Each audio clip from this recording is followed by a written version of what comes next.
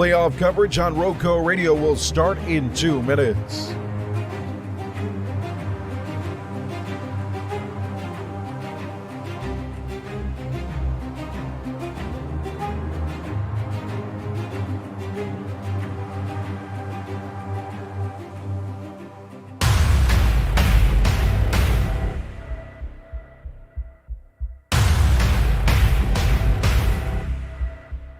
Tonight's third-round matchup between Brevard and Reidsville will start in 1 minute and 30 seconds.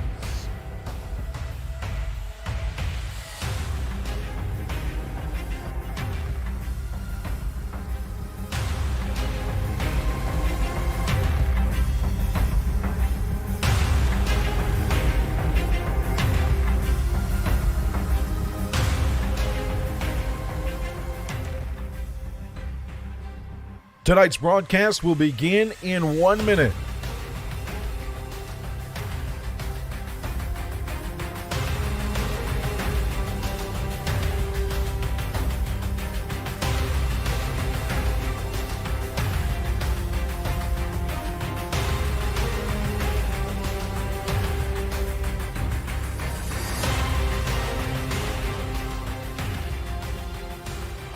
Your RoCo Radio pregame show as we get you ready for Brevard and Reidsville will start in 30 seconds.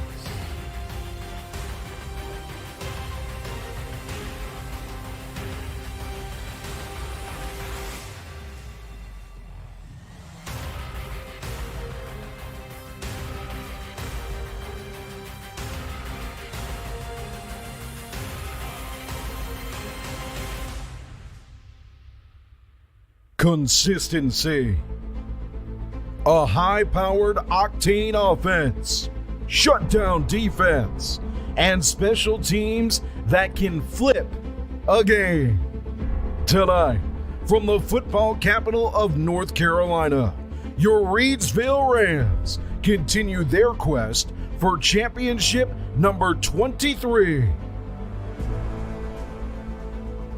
Live from Community Stadium and Jimmy Teague Field, round 3 of the 2A West playoffs against a familiar postseason foe.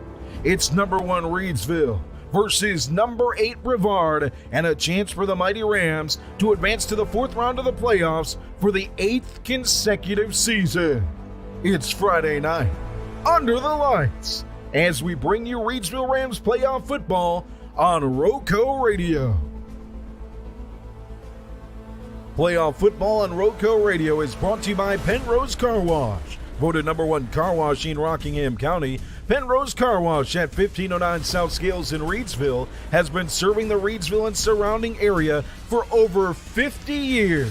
Established in 1970 by well-known entrepreneur Leo Rentz, this popular venue welcomes everyone.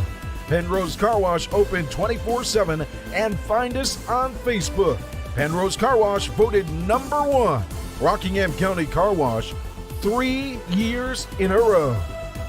Reidsville Rams playoff football coverage is brought to you by Kooler Ice. Looking for a fresh ice and water option that's ready when you are?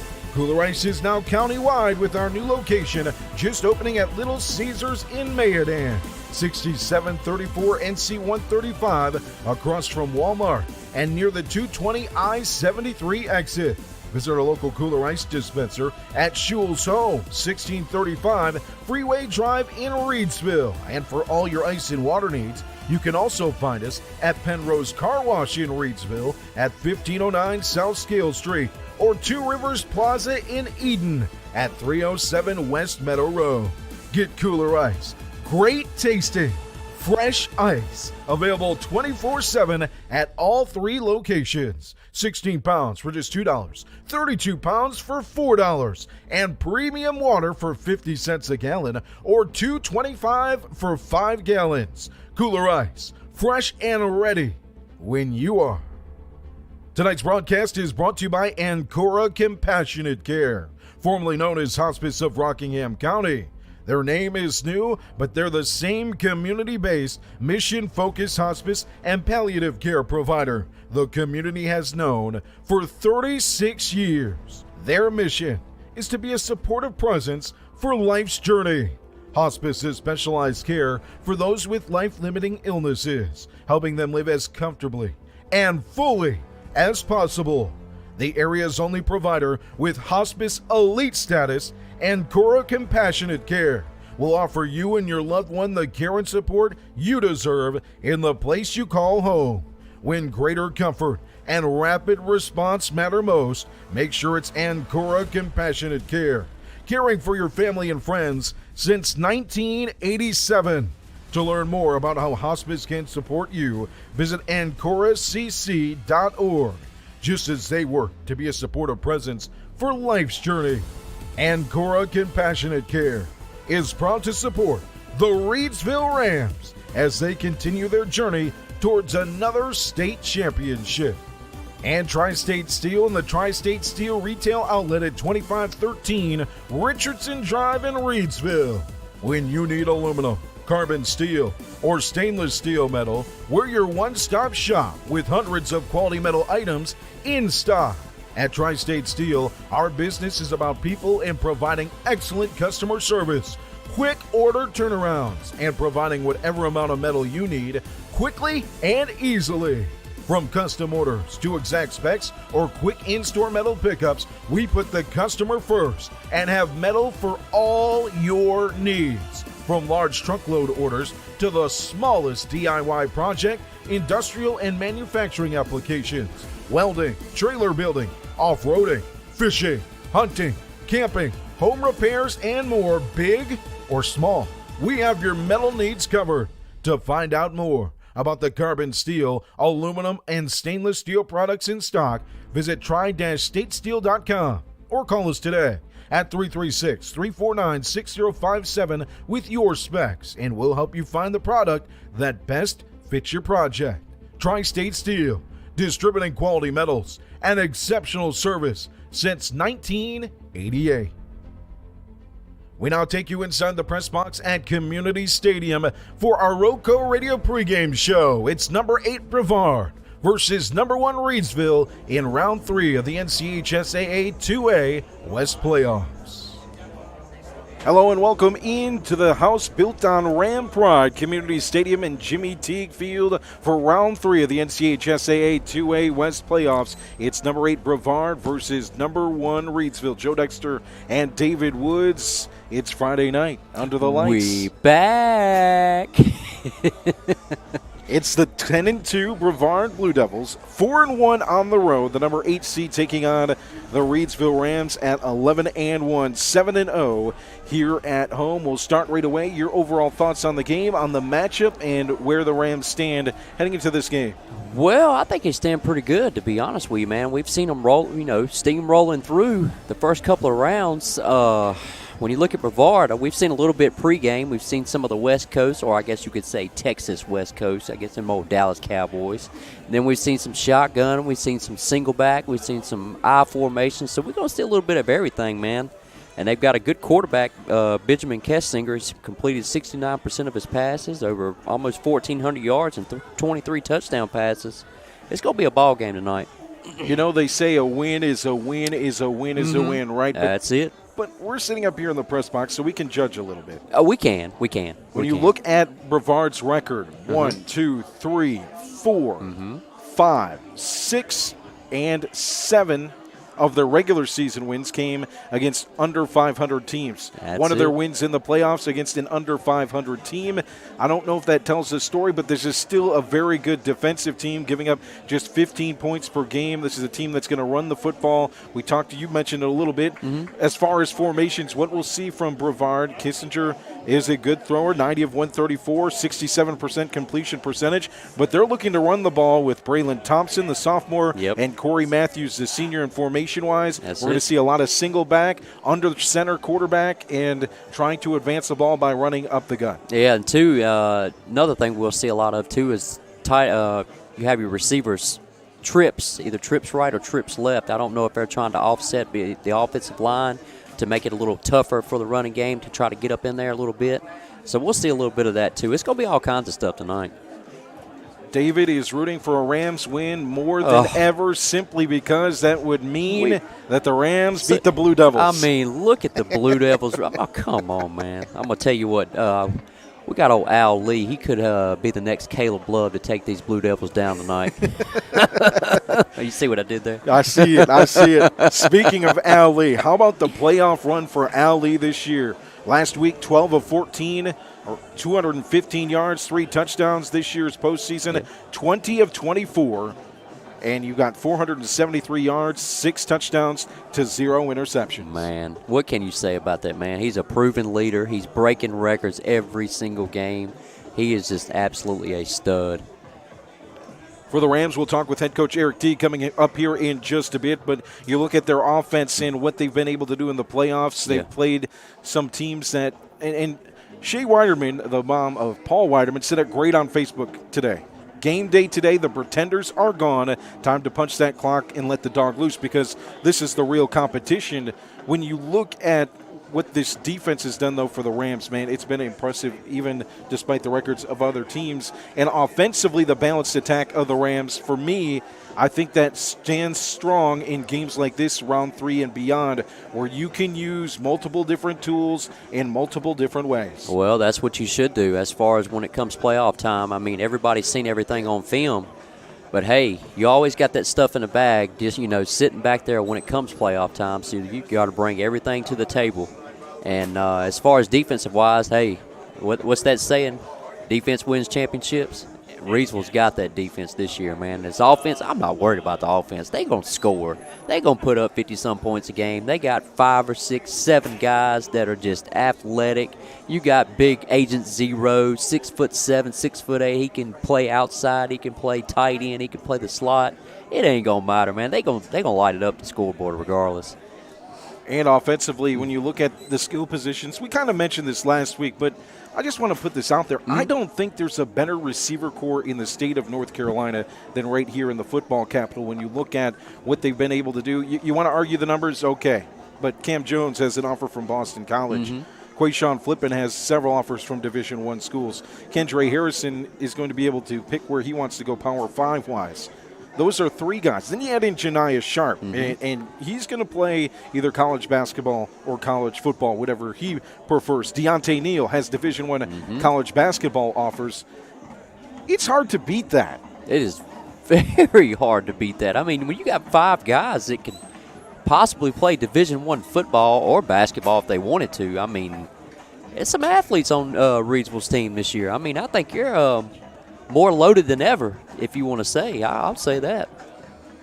Coming up on your pregame show, we'll take a look at the brackets in the 2A West and 2A East as we get you ready for kickoff as well. We'll talk with head coach Eric Teague. In the comments, I want to hear from you. So does David. We hear from Melita, and Debbie Peoples is in, Tracy Galloway, and our sponsors, Pennrose Carwash, sponsoring tonight's touchdown, and a strong supporter of our broadcast every single week, saying, "Go Rams, continue to envision only greatness." In the comments, we want to hear from you. This is an interactive broadcast throughout the night, so let's hear you in the comments. Tell us where you're listening from, and let us know about your Rams right here on the RoCo Radio Game of the Week as we bring you the third round, Brevard and Reidsville. Let's take a look at that bracket. So the big game that we're watching tonight, outside of this one, of course, is the matchup in the 4th round. It'll be against the winner of Monroe and Bunker Hill. Those are 2 tough teams. Yes. And that's going to be a matchup where you start talking real competition. If you don't look ahead of this week, you never do that. We're just pontificators, so we can do that. We can do that. We're allowed to. We're still 0-0 right now. We're undefeated. But it's the number 5 seed Monroe versus the number 4 seed Bunker Hill. The winner will face the winner of Reidsville and Brevard. That's going to be a good matchup to watch, and we'll keep you up to date on the scores as we can.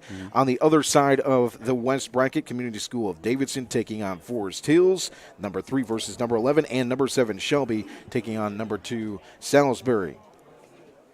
On the east side, number 1 Clinton advanced yesterday against Southeast Alamance, so they're into the 4th round. Hertford County takes on Nash Central. Southwest Enscombe takes on Whiteville, and Princeton in Northeastern played last night. Northeastern with the win over Princeton. They advanced to round 4. And that's a look at our bracket in the 2A West and East. We'll keep you updated today on those scores throughout our broadcast as we get ready for the Star Spangled Banner here in just a bit from the Mighty Ram Marching Band. The Reidsville Community Stadium for tonight's third round football playoff game. At this time, please rise for the playing of our national anthem by the Marching Rams.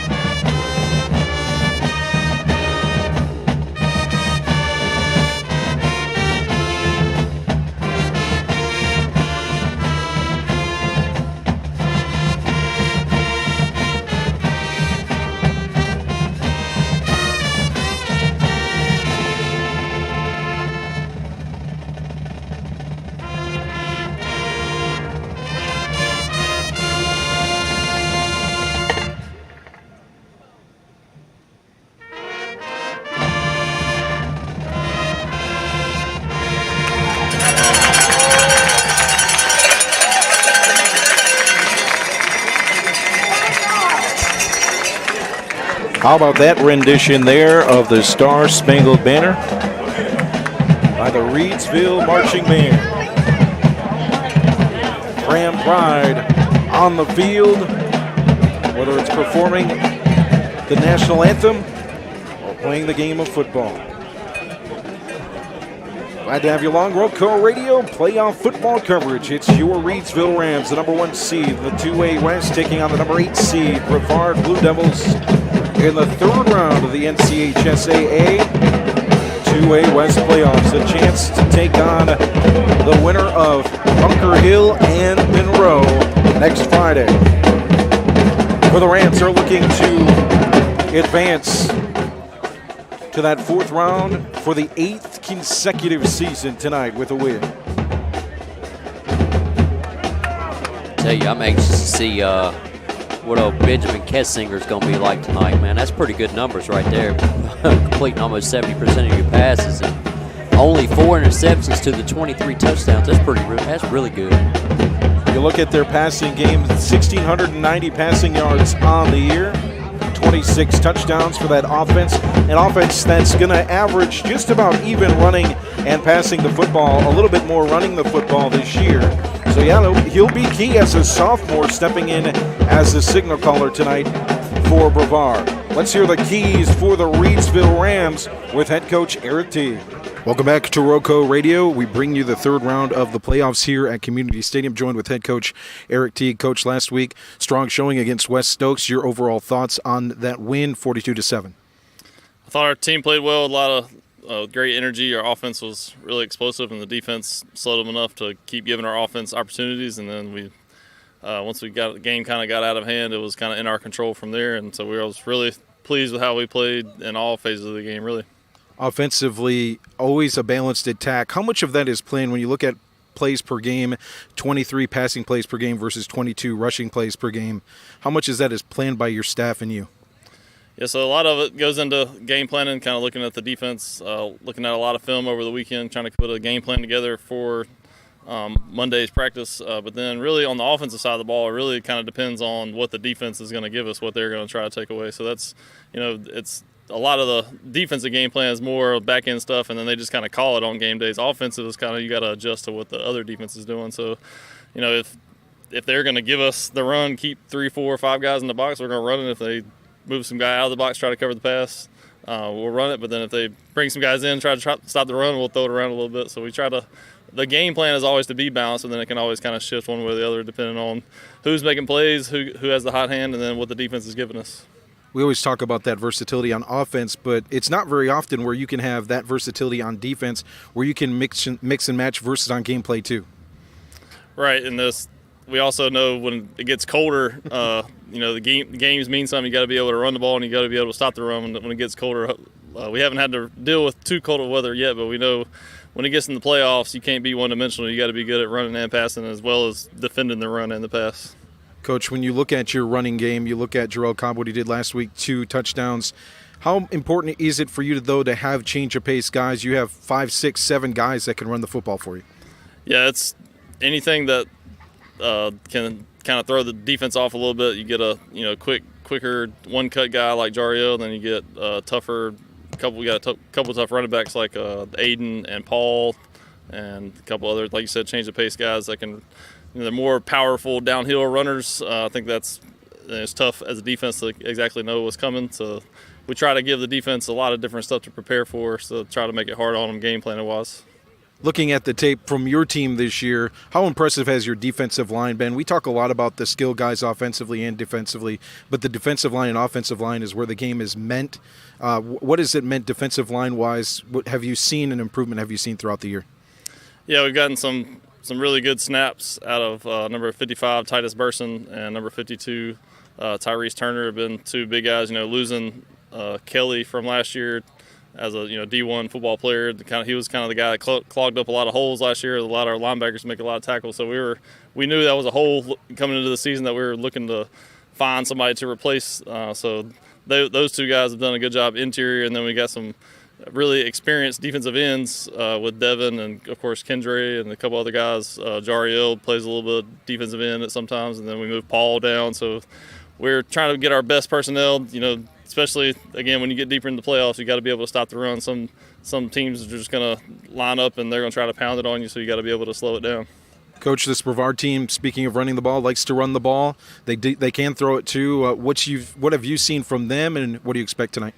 Yeah, they're, the team's typical team in the mountain. They've got some big linemen. They got some tough running backs. They're going to try to run the ball, and they're good at running the ball. They've had a lot of success. They got 2 guys back there that have had a lot of success running the ball this year. And then off of that, they like to hit the play-action, bootleg type of passes, and they got some good tight ends and a couple good receivers to throw it to. So kind of, if you just look at the formation they're in, it kind of looks like a run-heavy formation, but then they can do a bunch of stuff off of it with the screen game and with the play-action bootleg. So it's tough to prepare for, so hopefully we've prepared well enough this week to stop it tonight. What did you tell the guys this week some of the keys were? When you get playoffs, we talk a lot about turnovers. Offensively, take care of the football, and then defensively, trying to force a turnover. And then we also talk about explosive plays, limiting explosive plays, and then also creating explosive plays. So those are, you look at any level of football, those are 2 things that have a high impact on the game: turnovers and explosive plays. So we talked about that a lot this week. Coach, thanks for your time. Good luck tonight. Yes, sir. Thank you. That's head coach Eric Teague on your RoCo Radio pregame show as we get you ready for kickoff here at Community Stadium and Jimmy Teague Field, round 3 of the 2A West playoffs. It's number 1 Reidsville and number 8 Brevard. He mentioned 2 names there that we called out very much so defensively last week, Tyrese Turner and Titus Burson. They're big impact guys defensively that don't get we said their names a lot, but we don't give them the accolades they deserve. Those are the guys you lean on in playoff games. Those are the guys in close games at that line of scrimmage. Absolutely. Where you need them to be difference makers. And last week, especially Titus Burson, man, they were effective. Those two guys right there, man, they are that's what you need to clog up some holes is when you're going up against a good offensive line, man. That way it gives your linebackers time to fly in there and make the tackles that they need to make, and even let them make the tackles that they need to make. So, yeah, having those two guys right there, they're big impact players. 3.4 yards per carry last week for Wes Stokes in stopping that running game. They had 100 yards rushing plus, but it was just not effective in the 42-7 win for the Rams as the captains head out to midfield. We've got Quayshawn Flippin, Vincent Galloway, Alley, and Aiden Mansfield out there for the Rams. For the Rams, number 1, Quayshawn Flippin, number 11. And we got a Blue Devil, Blue Devil, Blue Devil, Blue Devil. Are we allowed to say Blue Devil names on the broadcast? Well, I mean, I'm just asking, partner, before we start this game. UNC fans, you never know if I'm allowed to do that. Don't worry about it. You know it's going to be some junk talking throughout this broadcast anyway. Alex Newman, one of the captains for Brevard. We'll try and get those to you. As well as Leo Maupin, a wide receiver and DB, a senior.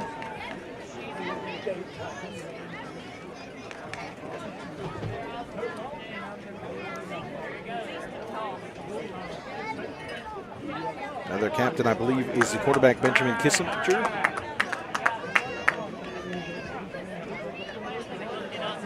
As both teams get ready to enter the field from each goal line. Melita says in the comments, don't say Blue Devils names only if you're talking about Duke. Okay, gotcha. And Melita, make sure you spell Duke right. It's D-O-O-K. Goodness gracious. One of those captains as well as number 16, Colt Swicegood. As both teams head to each side, on the left side goal line, your Reidsville Rams, as they'll head to the near sideline. On the far goal line are the Brevard Blue Devils in their road white uniforms. Blue trim on the pants down the side, blue numbering, the big blue B on the white helmets. And for your Reidsville Rams in the blue home uniforms with gold lettering in the Golden Dome as Paul Weiderman and company storm to the near sideline and being introduced here at Community Stadium just before kickoff. Head coach Eric Teague takes the sideline as well.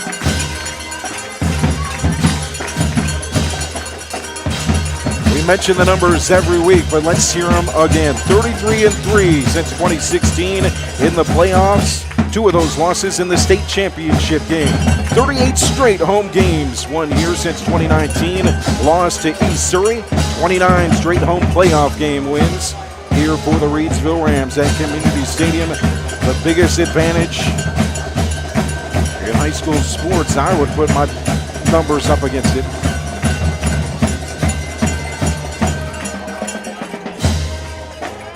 A matchup between Brevard and Reidsville at 4-1-1 in favor of the Rams. They met 2 times in 1960. Great story for you that we heard from Dale Hagwood. So in 1960, they met in the regular season, and Reidsville lost a rematch in the championship game in the WNCC and a 0-0 tie. That 1960 game came the day after JFK was assassinated. The trophy was a coin flip, Dale told us, and Reidsville lost the coin flip, but a replica trophy was made. I'm losing my mind if I have to go and win a state championship on a coin flip. What in the world? So some history there with Brevard. Of course, they've met recently 3 times, in 2006 in the playoffs, 2018 in the playoffs, and 2019 in the playoffs as we're ready for kickoff. Deontay Neal and Quayshawn Flippin back to return. And here comes the kick. End over end, far side to the 25-yard line. Jakari Penix with the return. 30-yard line, still standing, finding his way here to the near side. Just tripped up in front of the 35-yard line. Good starting field position for the Reidsville Rams offense. That averages 412 yards per game, 156 in the air, 226 on the ground. I'm going to tell you, partner, he had a whole fleet full of Reidsville Rams right in front of him. He was a shoestring tackle away for that. So start things at the 34, moving left to right. Nothing score, just underway, 11:52 in the first. Ali in the gun, single back in the backfield. 3 receivers far side, single receiver near side is Cam Jones. Brevard is coming out in a 4-3 defense right now. Flippin and Neal. In the middle of them is Harrison on the far side. Fake the handoff, quick screen, it's to Flippin. At the 35, juke move 40, gets to the far side. It's a good gain on first down of about 5. Takes that to the 4-yard line. Stop by number 13, Malachi. And Coach Teague did say if he spreads the offense out, then they see a couple of guys shifting over towards the receivers that he was going to try to run the ball. Flippin and Neal near side. Single receiver far side is Jones. Cobb in the backfield alongside Lee. Here comes the second down play. It's a pass play. Throw it in the middle. It's complete to Kendra Harrison at the 50-yard line. Brought down by 3 Blue Devils defenders. Hoppin leading in the tackle as well as Swinegood. And old Agent Zero, first down. Move the chains to the middle of the field. Rams moving left to right here to start. Lee signals in the call to his offensive line. Now stands at the 45. 5 receivers set. Motion Neal past the backfield to the far side. Looking that way is Lee. Now he'll throw it near side, flipping. A move and a cut to the 40-yard line where he's brought down here on the near side. Another good gain on a flipping screen. 2 of those here on this drive and another first down. I'll tell you, here's a name I've never called before. John Flippin. He's on the offensive line. He just laid out a linebacker from Brevard on the screen pass. Weiderman in at tailback as well as Cobb. 2 receivers far side, single receiver near side is Jones. Fake the handoff to Weiderman. Throw it on the screen far side. Neal, he's got the far side hash. Bursts through 3 defenders. He leaps. He's to the 10-yard line. Jukes back in at the 5. Wow. How is he still standing? Near the goal line, taken out at the 3. Deontay Neal. He's a difference maker for this offense. Just 4 games this season, but averaging 27 yards per catch. You see why right there. I'm going to tell you, he was juking and jiving every which way going for that touchdown. 9 receptions, 240 yards coming into this one, and 3 touchdowns in just 4 games. 3 receptions for 50 yards last week for the sophomore. So first and goal from the 4-yard line. It's the power package. Weiderman and Mansfield in the backfield, shielding the quarterback Ali in the gun. 2 receivers set, handed off Mansfield. Bursts through, looking for that goal line. It's near it. He's got it. Did he get in? Let's Signal go. is good. It's a Pennrose Carwash Kooler Ice score from 4 yards out. Aiden Mansfield. After the big play from Deontay Neal, it sets up the rush. 6-0 Rams here in the first on the first possession.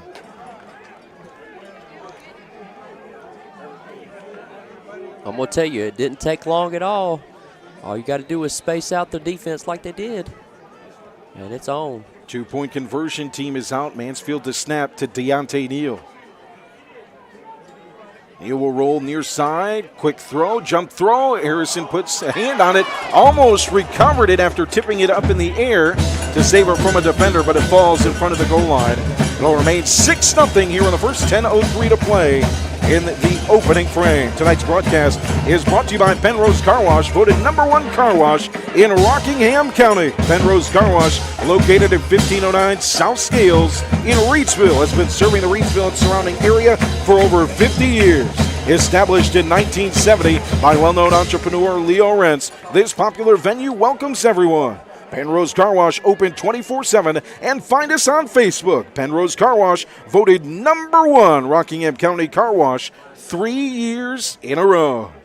Tom and Judy say they're with us from Lexington, Kentucky, and thanks for making it possible. No, thank you for listening in to our broadcast. We loved being able to bring this to folks from across the country, grandparents, parents, aunts, uncles, fans, one of the greatest fan bases you'll find. Absolutely. So Aiden Mansfield with the 4-yard rush after the Deontay Neal screen. We saw 3 screens on that first drive. Flippin with 2 and Neal with 1. You stretch that defense out, man. It could really take a toll on them. Going screens, trying to get everything rolling. Devin Shryock set to kick for your Rams. 2 back to return, moving right to left on the return for the Blue Devils. Looking for their first possession. Offensively, it's a line drive kick. It bounces into the hands of the return man at the 10-yard line. Up the field, lowering his shoulder to gain a couple, is number 5, the tailback, Braylon Thompson. So that's where the Brevard offense will start. Their first possession, a team averaging 345 total yards, 204 rushing, and 141 passing. They're great at taking care of the football, just 7 interceptions on the year. Kessinger with just 5, the starter. We're going to see a piece for real tonight against this defense. Let's see what he's got. Oh, they starting out with the single back. You got trips right tight. It's a tight bunch. One tight as well here on the near side. The motion man is Galloway. Handed off. Spinning on the first carry. Decent gain of about 4 or 5 for Corey Matthews. So it's a 2 running back tandem typically for this team. Corey Matthews, the senior, with 745 yards rushing, 6.2 per carry, and 3 touchdowns on the season. And the sophomore, Braylon Thompson, with 676 rushing yards and 10 touchdowns. We'll also see other guys running the football, but those are the 2 primary guys in the backfield as Matthews sets alongside the quarterback, Kessinger. Shotgun formation. The snap is bad. Bounced off the hand of Kessinger. He picks it up and just drops down. Kessinger was not ready for the snap. Somehow recovers it. How was that not a flag right there? They wasn't even halfway set. No, they weren't. What in the world just happened? No, the line was not set in the shotgun play. Kessinger goes to the sideline, far side, gets the play call in for his 10-2 squad. 4-1 on the road this year are the Blue Devils.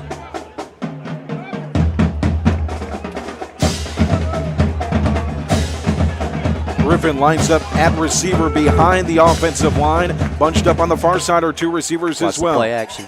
Here it comes. It's a quick end around far side for the receiver Griffin, and it's stopped at the line of scrimmage. Corey Rhodes.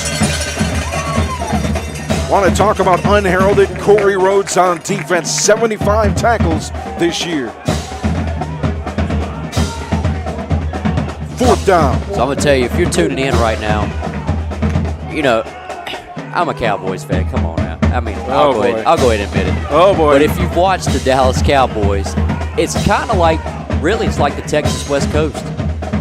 Here it comes, a spinning end-over-end punt for Maupin. It bounces. Reidsville will let it bounce to the 25-yard line. 24, that's where they started on the first drive. That's where they'll start right here. So the Rams scored on their first possession. Several screens to move the ball up the field. It ended with a 4-yard touchdown run in the power package. Paul Weiderman blocking for Aiden Mansfield. 2-point conversion, no good. 6-0 score here in the first. 7:57 remaining as the Reidsville offense takes the field for the second time tonight. Cam Jones on the far side. 3 receivers near side, flipping. Harrison in the middle and Neal on the outside edge. Single backfield is Cobb. He'll get the handoff, stopped right there at the line of scrimmage.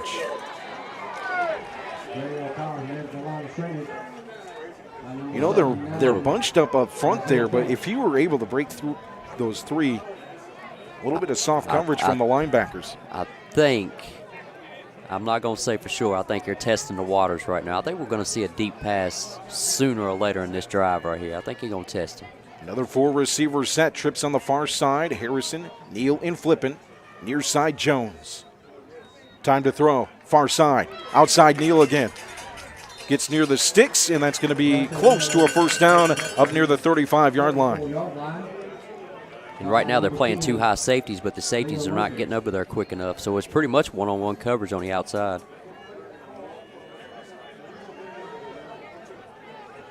It is a scary thing for a broadcaster to see a bunch of Neal, Flippin, and Harrison. I can't imagine for a defensive coordinator. We'll see three receivers here on third down. Shotgun formation, two backs in the backfield. Weiderman and Cobb. Cobb gets the football. Nice block up front. It's going to be enough for the first down. Far side. Third down and short. If you're just joining us, 6-0 score. Rams lead it. 7:06 to play here in the first. Aiden Mansfield, 4-yard touchdown run. Rams on offense for the second time. Harrison lines up at tight end. Standing up, though. Far side, two receivers near now side. One high safety. Nope. Lee, empty man in the pocket. Here Time to throw. Air it out. There far it is. side. That's it. Flipping. That's into it. his hands. To the 10. To the goal line of Pennrose Carwash. Kooler Ice score. Quayshawn Flippin, young man, you're a game breaker. I told you, partner. They were testing it. I got the script right here. I'm reading it. Last week, 3 receptions, 73 yards, and a touchdown. And a big one right there. 12-0 Rams. I had my little crystal ball. I read the answer. And there it was. A Pennrose Carwash Kooler Ice score sets up a 2-point conversion. Neal is the quarterback in the 2-point conversion play. He'll roll to the far side, stands at the hash. Oh. Jukes has to break and just get right down. Number 79, Isaiah Phillips, was on him quickly. And so it remains 12-0 here in the first. 6:43 remaining. Jonathan in the comments, that kid is a walking cheat code. R2L200X. Just don't hit that triangle button trying to defend him either. He's got 99 speed on top of that, too. That was touchdown number 9 of the season for Quayshawn Flippin, the senior. Any records? He's close. Any records tonight that's going to be? I don't remember exactly, but I want to say he's about 160 yards from the record. We'll check on that here.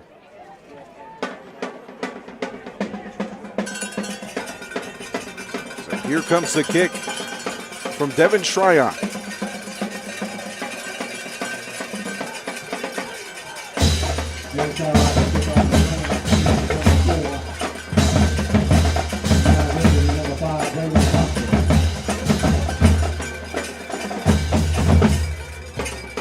Shryock waits. He stands at the 30, the ball placed at the 40. He'll run up, another line drive, far side. That one's going to go out of bounds. Ball kicked out of bounds.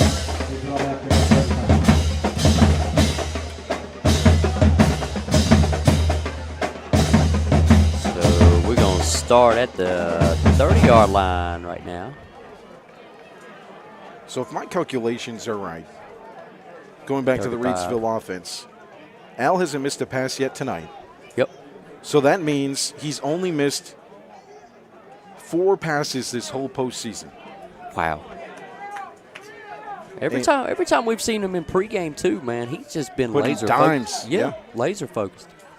So here comes the Brevard offense. Turnover, or they had forced the punt last time. All right, starting at the 35-yard line. Matthews in the backfield. Under center is the quarterback Kessinger, the sophomore. Start things off at the 35-yard line after the penalty. Here comes the delayed handoff. It goes to Matthews and right into a wall of blue. Line of scrimmage, Paul Weiderman on the stop. 10 tackles last week for Weiderman. When you've got that defensive front, Burson, and you've got them working up front, it opens up the lane for 5. I was getting ready to say, too, they are stacking the box. They are wanting them to run the football. Burson and Turner up the middle. Shryock and Harrison on the edge. Of course, you're not giving nobody on the outside either. They have all their receivers are tight. Tight bunched up to the line, Here fake the goes. handoff. Play Here's it. the throw from Kessinger, far side. Too much on the football. He had an open receiver. His open intended man on the far side was Griffin, but incomplete. The tough thing for this offense, at least in my opinion, is Brevard's passes have to connect. It's not many different looks in that passing game.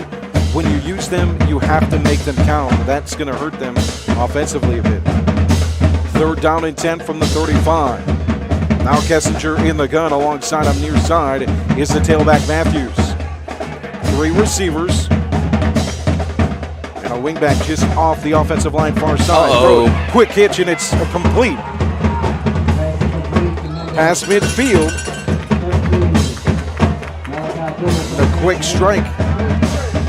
That was an easy pitch and catch right there. Just a quick slant. He picks up about 15 yards. Goes to Malachi Doer. He's got a gun on him, man. He can throw does. the football.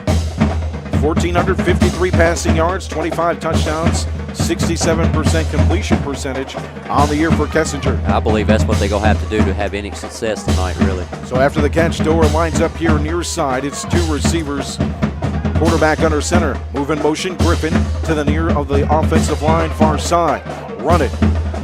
Diving, trying to get to the first down marker, but he's going to be close. short. Yeah. It's Matthews. Stop on number 7, Corey Rhodes. Rhodes with another tackle. He had the big tackle Number on 7 3rd down Second and 3. to force the punt on the first drive for Brevard. Now Brevard near the 35-yard line at the 36, moving right to left. 5 minutes remaining here in the first quarter. Rams lead it 12-0. And they are a huddle team, so they're just taking their time. Everybody up on the line except a receiver on the far side. Under the center is Kessinger. Handoff to Matthews. A little bit of an open lane. Closed quickly. Cam Jones on the tackle. And we got a timeout right here. Oh, what's the flag It's a on? flag after the flag. I think Agent Zero said something. He said something. I know he was. Yep. He walked right by the receiver and he said something. Can't do that, young man. Officials discussing it. The flag is down at the 30.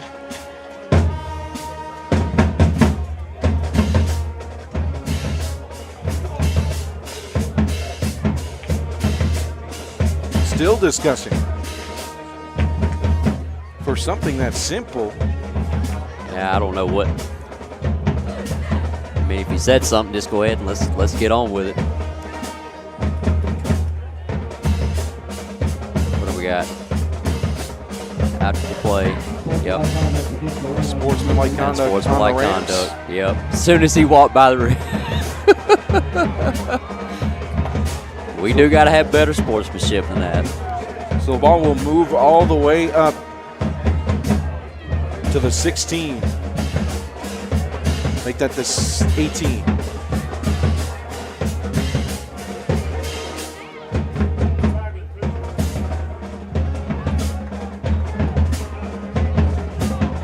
They're back to huddling up again. Back to the huddle.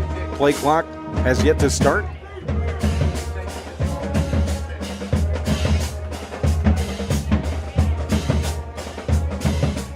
Waiting for official lineman, I believe. 12-0 lead for the Rams. 4:41 remaining here in the first quarter.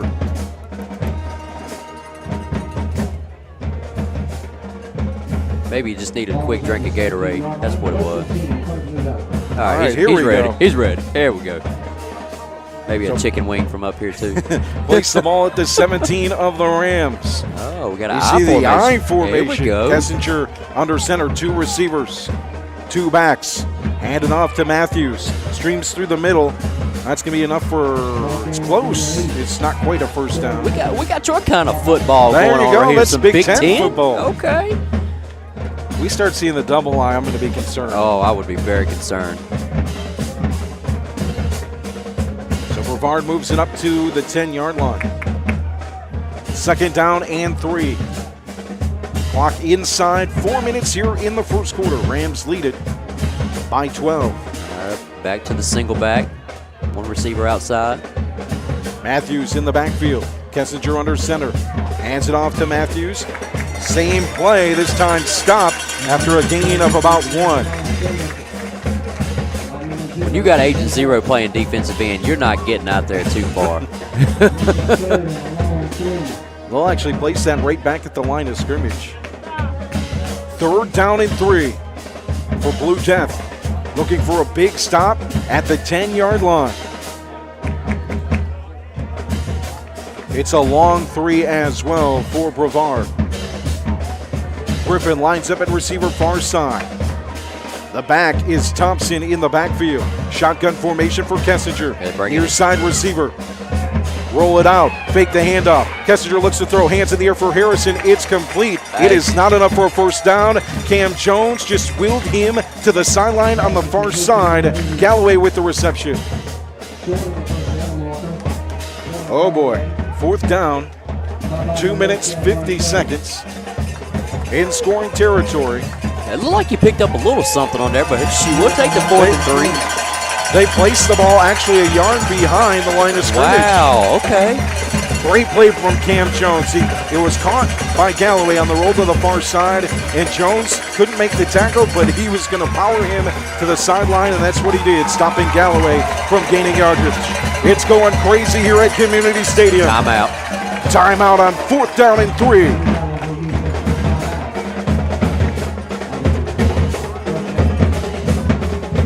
Tonight's broadcast of football on RoCo Radio is brought to you by Tri-State Steel and the Tri-State Steel Retail Outlet at 2513 Richardson Drive in Reidsville. When you need aluminum, carbon steel, or stainless steel metal, we're your one-stop shop with hundreds of quality metal items in stock. At Tri-State Steel, our business is about people and providing excellent customer service, quick order turnarounds, and providing whatever amount of metal you need quickly and easily. From custom orders to exact specs or quick in-store metal pickups, we put the customer first and have metal for all your needs at Tri-State Steel and Tri-State Steel Retail. Visit tri-statesteel.com for more information or call us at 336-349-6057 with your specs, and we'll help you find the product that best fits your project at Tri-State Steel. Distributing quality metals and exceptional service since 1988. You can hear the roar of Community Stadium. 4th down and 3. Kessinger under center. Just in front of the 10-yard line and a flag. That's all be on us.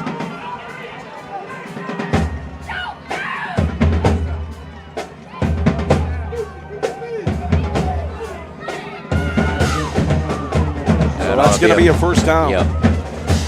Yeah, so Keandre Harrison, he kind of walked off the field a little bit earlier and said something. We don't know what he said, but quick hurry up offense for Kessinger and company at the 5-yard line. Run it this time to Thompson. Probably got off the far side edge. It's going to be to the 2-yard line. Yep. They better watch out. They might do the same thing. If I'm Brevard, I'm doing it again. Yeah, we watched them run that several times in pregame. They've used it throughout the season on the tape that I've been able to watch. This time, though, Kessinger's taking his time with the play call. Yeah, but watch, they'll huddle up, and they might run to the line real quick. Play clock at 15 seconds. Play call relayed in, and they'll walk to the line this time at the 2. Yep. 5 seconds on the play clock. Offense sets for Brevard. Under center, Kessinger hands it off to the fullback. Through. Touchdown. And that's a score for Brevard.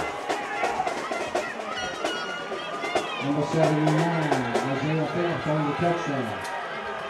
That goes to number 71, Baylor Blythe, the offensive lineman, defensive lineman that they've used in short power packages throughout the season. 12-6.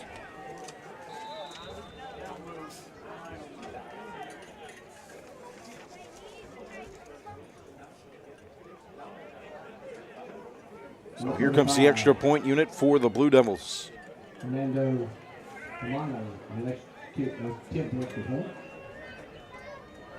Hernandez set to kick the extra point. High snap. Bounces off of the holder. It's picked up by the Rams. Rumbling, stumbling is Kendre Harrison. The play dies in high school football. Pearson was gone. Oh, man. Come on, man. What? We got to change that rule up. Come on. So 1:34 remaining here in the first quarter. 12-6 lead for Reidsville. They'll get the ball back after the score from Brevard.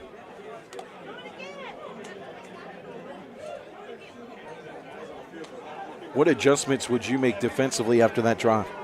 After that drive? Oh.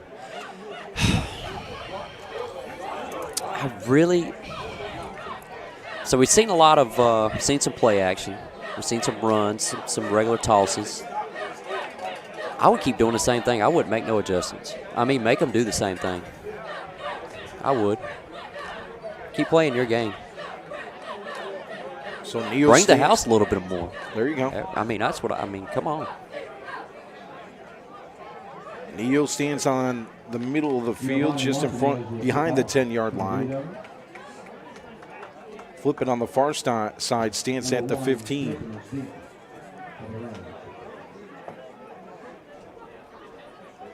But we have to pay closer attention now to that quick hurry up when they done that the last time, because it looks like if they're trying to catch Reidsville off guard, they're going to hurry up, run to the line, and run a play.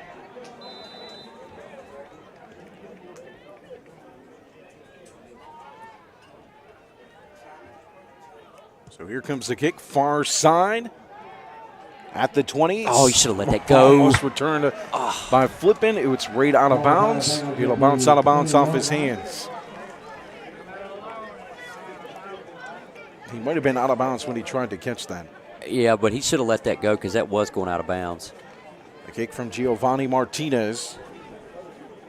If he would have let that go out of bounds, they would have had 35-yard line instead of the 20. That's okay.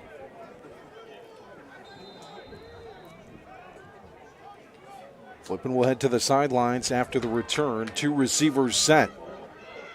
Two backs in the backfield. Harrison in motion off tight end far side to the near side. Right behind him is Weiderman. Cobb in the backfield alongside Lee, who gets the football. Looking for that edge. Weiderman trying to set the block. He might find it here on the 30. He gets out of bounds. Just couldn't quite develop it all the way, but a good gain on first. I'm going to tell you what, man. For Neil to be 5'9", 160, that dude set the edge right there. He set it. He was going up against the big boys. Move the chains here with 1:12 remaining in the first quarter. I think we're going to have a timeout from Brevard. 12-6 lead for the Rams here in round 3. A 4-yard touchdown run for Aiden Mansfield on the first drive, and a bomb from Al Lee to Quayshawn Flippin. Both 2-point conversion attempts no good. Brevard scoring on their last drive.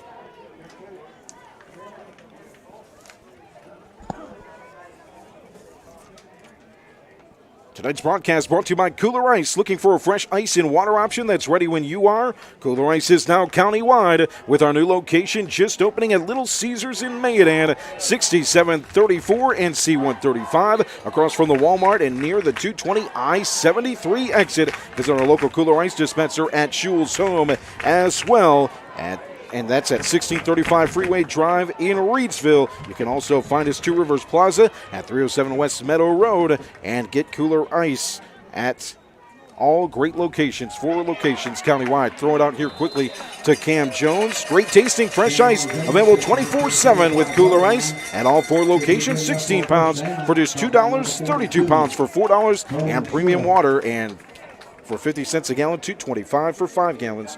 Kooler Ice, fresh and ready when you are. So move the chains, first down after the Cam Jones catch. Ball all the way up to the 45-yard line. 12-6 lead for the Rams with the ball. Shotgun formation, Cobb in the backfield. 2 receivers near side. Motion, one of them flipping in the backfield. Fake the handoff to him. It's a keeper for Al Lee. 50-yard line near side, 40. Out of bounds, steps and saves himself. Protecting himself, the signal caller with a big play. I'm going to tell you, this what I seen him, but when you look at Cameron Jones, he's what made it happen. these players play for each other. These receivers, they block for everybody. That's what I love about them. Not only can they catch the football, they're athletic, but they block. That is the main thing, blocking, blocking, blocking. Flipping in Jones on the far side. Neal in the slot on the far side. Harrison at tight end near side. Motion Neal into the backfield. Fake it to him. Rolling out. Sitting in the middle of the pocket. Lee throws far side. Complete. What a bullet to Cam Jones past the 30-yard line. Inside that scoring territory near the 25 before he goes out of bounds. Cam Jones. And look, and you see what you do there? You block for me, I throw it to you. That's right. There you go. What a bullet to him, too. Just in the spick of time. Make it 2nd and 1. So it's going to be 2nd down and 1, a gain of 9. Past the 30 at the 28. Oh, we got a little got Hayden Mansfield right here. Mansfield in the Wildcat. Oh, Neal gets it and throws to Harrison at the 20-yard line near side. 15, lowers the shoulder. A Pennrose Carwash. Kooler Ice scored near side with 40 seconds remaining here in the first quarter. Let's go. Agent Zero from Deontay Neal, from Aiden Mansfield. You love the play call. Little razzle-dazzle right there. 18-6.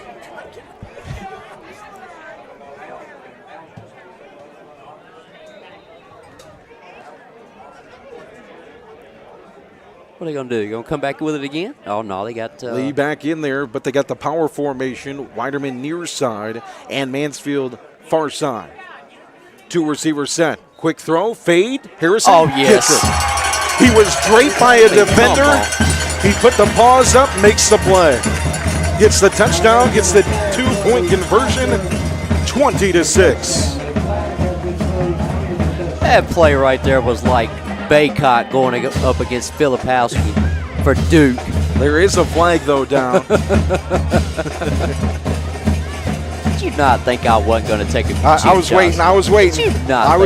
Come on, man. Tri-State Steel Products in the comments says, thanks for broadcasting the game and supporting our kids, RoCo Radio. We appreciate you, fellas. Let's go, Rams. Thank you for your support. Without you, we wouldn't be able to bring broadcasts like this to our community. So thank you for your support. Absolutely. Thank you. Well, now what are they doing? So there was a flag on the play. They're going to redo the 2-point conversion. 18 points on the board instead of 20. From the 3-yard line. You know, I overheard PA announcer Jerry Tolley talking about this, but how about Ali this week, gaining a couple D1 offers? Hey, we've been saying it. They're listening to us now. It's about time. Go to RoCo Radio, hear us, get them some offers. Let's go. It's about darn time, as Lizzo would say. So here we go with the 2-point conversion attempt again. This time it's Cobb in the backfield. Draped just behind Lee on the near side. It's a 3-receiver set. Harrison and Neal near side. Throw it far side. Cam Jones. Another fade pass. A beautiful toss. A beautiful catch. 2-point conversion good. These boys are fun to watch.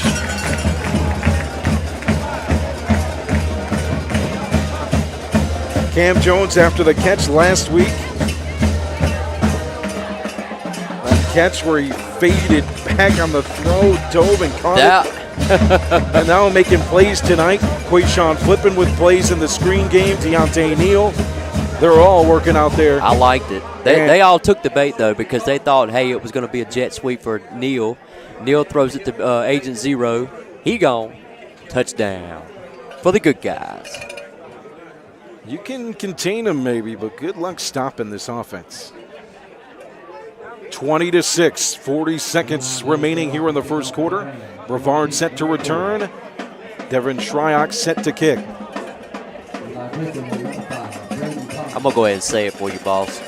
You can't contain these guys. Unleash the beast. Let's go.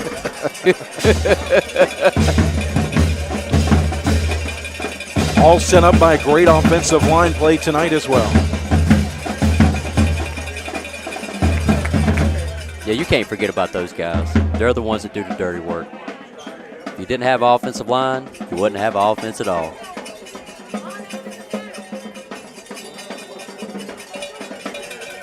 Here comes the kick from Shryock at the 40-yard line. Return right to left into the hands of Thompson.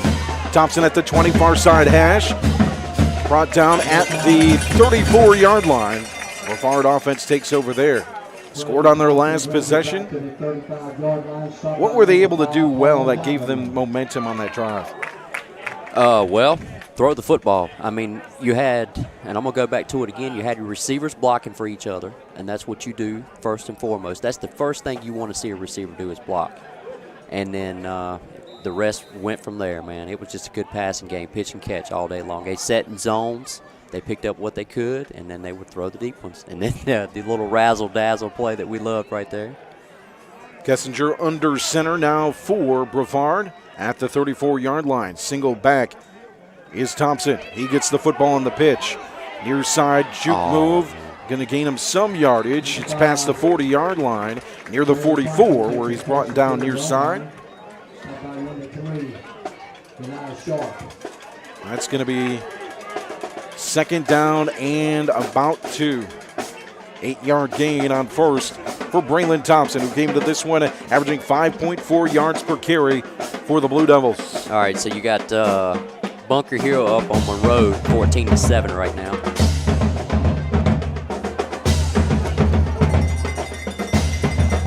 That's who the winner of this one will face next round, as we have a timeout on the field. 20-6 lead for the Reidsville Rams here in round 3. Salisbury up on Shelby 7-0. Okay. In the second quarter. Let us know in the comments. Who do you want to win that one? I think I got a good feeling. Lord. I'm starting some drama here, aren't I? You got Grimsley down a touchdown. To Huff. Yep. 14-7. Aw, they ain't got my guys on there right now. It's still showing in progress. The boys from Mount Airy, they gave up a total of 3 points last week, which makes it to a total of what? 25 on the season. Whiteville leads Southwest Edgecombe 23-8. Nash Central over Hartford County 35-22. Those are East games. Got Tarboro up 15-0. Yesterday in the East, it was Northeastern advancing past Princeton 62-53, and Clinton over Southeast Alamance 42-7. Clinton considered by many the favorite on that east side to advance to the state championship. Out of the timeout, it's second down and 1 for Brevard from the 44. At the end of the first quarter, we start the second. Handed off. Thompson finds the hole, middle of the field. Solid run past mid all the way near the 41. Just a good gap scheme run. That's what I'm thinking, yeah, right there. Last 2 runs has been really good. Found the gap through the offensive line, middle of the field, made one move, gained several yards. First and 10 for Brevard. And they got extra guys on the line, too, just kicking out guys left and right. Your side is Maupin. I formation. I formation. 2 receivers near side, back to Thompson. Okay. He runs far side hash, another big gain near the first down marker, brought down before it, though, by Cam Jones. All right, so Brevard said, hey, look, you've done punched us in the mouth. Now they're starting to punch them right in the mouth. You're really seeing 2 different tales of the tape. Yeah. On this side, you're seeing a quick spread. Well, on as far as for Reidsville, yeah. And on the other side, you're seeing slow it down, run it, punch you in the mouth. Huddle, slow down. And it's worked the last 2 drives. Yep. Shotgun formation now for Kessinger. Single back. Handed off, another lane off tackle for Thompson, and that's enough for a first down. Brevard Thompson picks up the first down. At the 29-yard line for the Blue Devils.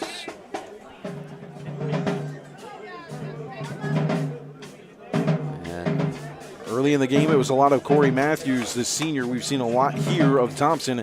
He's had success on this drive. A sophomore with nearly 700 yards on the year. 5.4 per carry. Under center for Kessinger.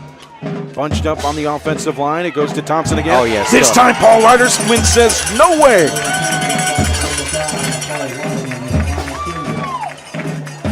Yes, sir.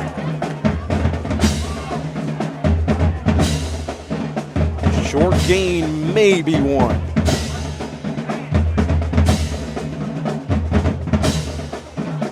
Still be marked at the second down and 10. Thompson in the backfield. Kessinger now in shotgun. Two receivers, one on each side of the field. Kessinger fakes the handoff, now throws.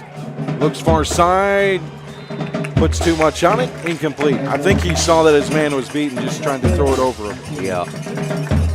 Intended for number 13, Malachi Doer. So 3rd and 10. After the big runs from Thompson, the defense standing tall on the last two plays. Paul Weiderman with the big stop at the line of scrimmage. So to me, sorry, go ahead, partner. And a passing play incomplete. Yeah, so to me right there, it looks like it was running kind of like a jumbo set. And you know how Tebow used to do? He would kind of go up to the line like he's running and then throw it. Yep. That's like he was the old jump pass. Yep. Kessinger sends a man in motion, fake the handoff to him, far side. Rolling near side, he faces pressure. He's got to get out of bounds. Oh, he's still standing. Dives to the 20-yard line. That's first down. That's a heck of a play from the sophomore Kessinger. He went in there after him. He said, hey, I'm going to get this. He wasn't afraid of the defensive line. All right, son, you might be a ball player right here. The Rams. Vincent Galloway was all over him, just couldn't quite get to him. It'll be 4th down and 2, not enough for the first down. Brevard sits at the 21-yard line, 9:19 to They play. better hurry. They're going to rush. 6 seconds on the play clock. They're not gotta rushing rush. at all. Now they move a little bit. Go. 2-1, play clock just in time. Handoff Thompson, move at the line, got it. shoestring tackle Cam Jones. I think he got it. It's going to be enough. It'll be see where they spotted here.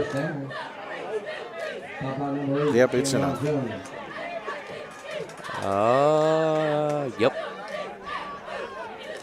I'm going to tell you what, though, Reidsville was not quite set right there when they were rushing, but I don't think they knew what the clock was going through, too, as far as how many seconds was left. Like they're a little gassed right now. How about the offensive Brevard somehow snapping that before the play clock ended? Two receivers far side. Thompson in the backfield gets it from Kessinger. Looks to the tackle. There's nothing but blue. Stops him off the edge. And Devin Shryock ends the play after a gain of a couple. 2nd down and 8. All inside the 20 at the 16. 20-6 lead for Reidsville. 8:30 remaining here in the first half. Need to watch that quick hurry up, too, that quick. Which, of course, they haven't run it since the last drive. Oh, well, what do we got here? Quickly moving on the line, they'll all shift. All the skill players at receiver. Kessinger hands it off, far side, looking for the tackle, breaking it all the way to the 5-yard line. Near the goal line is Nyrell Skinner. Skinner, one of the tailbacks on this team who's had a decent year. 379 yards rushing, his first carry of the night.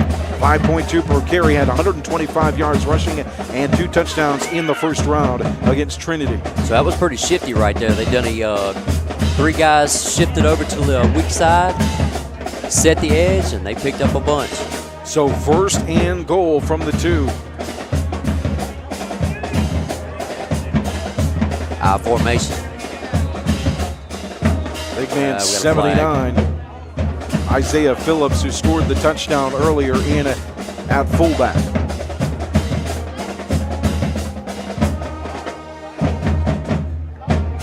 Offsides on the defense, on the Reidsville. So half the distance to the goal, we'll put it at the 1.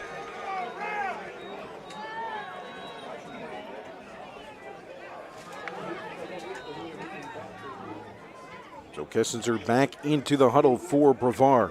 And I would watch the sneak, too. Camping on the goal line. Kessinger under center, I formation. The big man Phillips at fullback. Got him again. Got the football, gets the score. We're waiting the signal, and it is a touchdown. Yep. Rams say they got the football. Whoa. Officials say touchdown. Rams say they got the football. Well, unfortunately, there ain't no replays in high school football. No red flags, huh? No red flags. Now here comes we'll see if they go extra point or 2-point conversion. 2-point conversion makes it a 6-point game. It'll be an extra point, make it a 7-point game. The right call. Spice good to hold the extra point. Extra point is good. For number 33, Giovanni Martinez. 20-13. Rams lead it, 7:23 in the second quarter remaining. Just about ready to get the football back.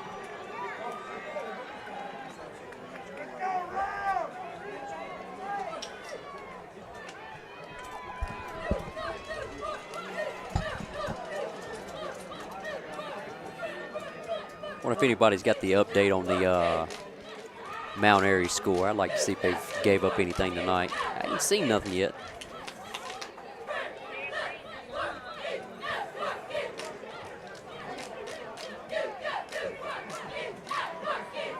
So it's still Bunker Hill and Monroe at the half, 14-7.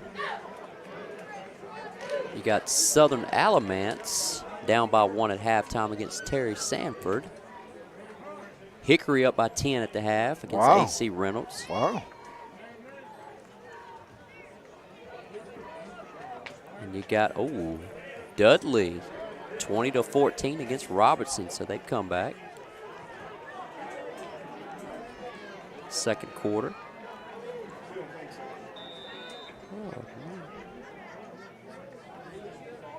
Martinez sent to kick. From the 40-yard line, return for the Rams. Right into the hands of number 1 at the 20, near side. Through the middle of the field. 35, still standing, brought down just in front of the 40-yard line. At the 37. Barry in the comments, teams are going to run on us. That is our weakness. Let's go Rams. Playoff teams are better. Stop the running game. That's it. Exactly right.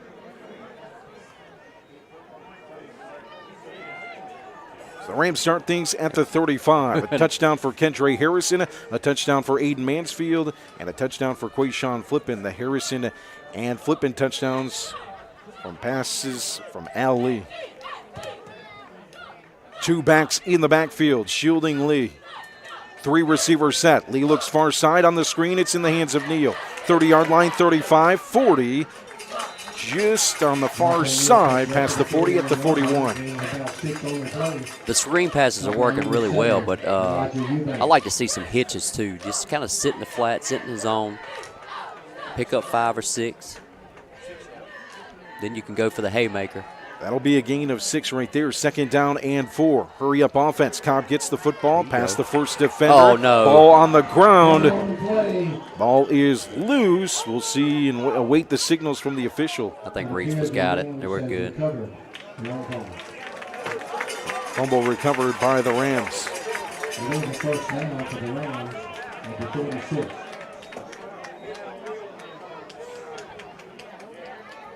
Vincent Galloway with the recovery. Oh, the sky's falling. Mount Airy finally gave up a touchdown. No way. 14-7. Oh, man. Thank you, Barry, for the updates. 1st and 10. Single man in the backfield alongside Lee. Fake the handoff to Cobb. Plenty of time to throw. Deep. Yes. Flippin's open. Oh, yes. Middle of the field, just off the fingertips. What? No. Oh, no. That does not happen. That was a fluke. That was a fluke. That normally does not happen with flipping.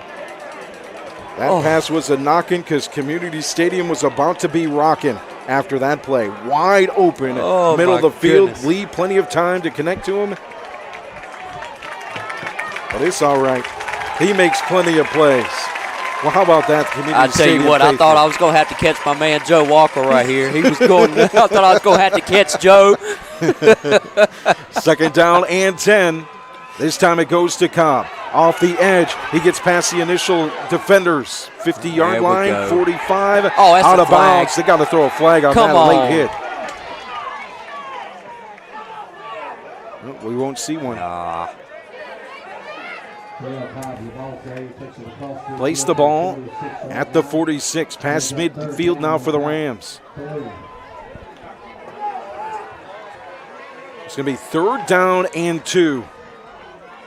Shotgun, single back. 2 receivers far side, single receiver near side. Neal in the slot, Harrison far side. Near side is Jones. Up back is Devin Shryock. Lead to the offensive line. Calls in the play. Now sets in the gun just behind the 50. Play clock at 1. Here's the snap. It's good. Just in time of the play call. Run to Cobb. Enough for a first down.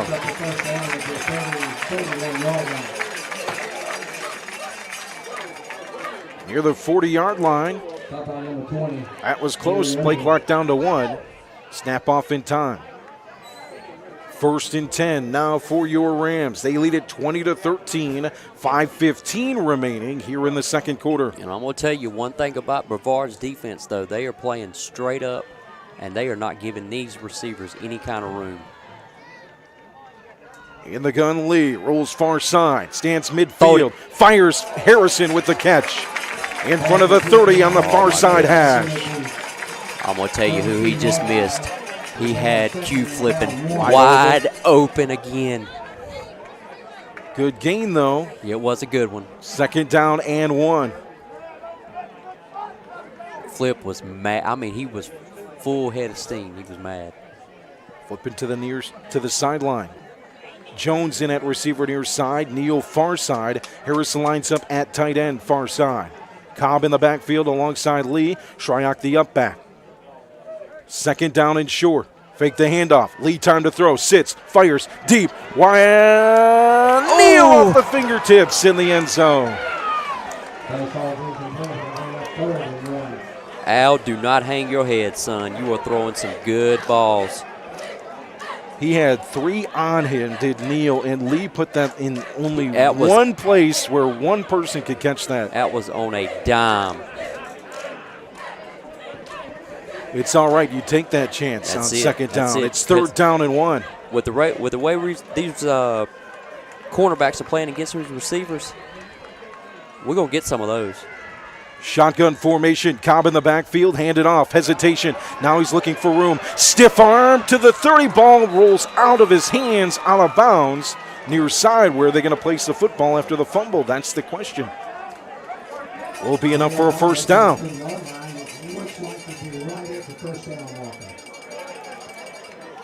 Come on, spot it. Give him a good spot. That's close. That's right there. That's first down signal from the officials. Move the chains. Ball at the 30-yard line.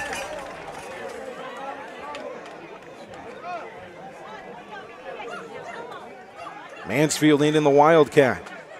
Janiah Sharp at receiver near side. Harrison far side. Big up front.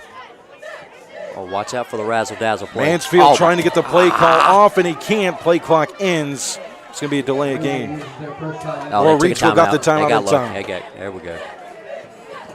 I want to thank our sponsors tonight, including Ancora Compassionate Care, formerly known as Hospice of Rockingham County. Their name is new, but they're the same community-based, mission-focused hospice and palliative care provider in the community that's been known for 36 years. Their mission is to be a supportive presence for life's journey. Hospice is specialized care for those with life-limiting illnesses, helping them live as comfortably and fully as possible. The area's only provider with hospice elite status, Ancora Compassionate Care, will offer you and your loved one the care and support you deserve in the place you call home. When caring and greater comfort and rapid response matter most, make sure it's Ancora Compassionate Care, caring for your family and friends since 1987. To learn more about how hospice can support you, visit AncoraCC.org. Just as they work to be a supportive presence for life's journey, Ancora Compassionate Care is proud to support the Reidsville Rams as they continue their journey towards another state championship. So out of the timeout, 5 receiver set, 4 of them on the far side. Single receiver near side is Jones. 3 bunched up on the far side. So watch the fake screen, and then it might be a screen, but watch the fake. Lee sets, pumps, now looks to throw. Near side, Jones. Looked for that pass interference call. He didn't get it. That was an intended throw out of bounds just to try and see if he could draw the flag.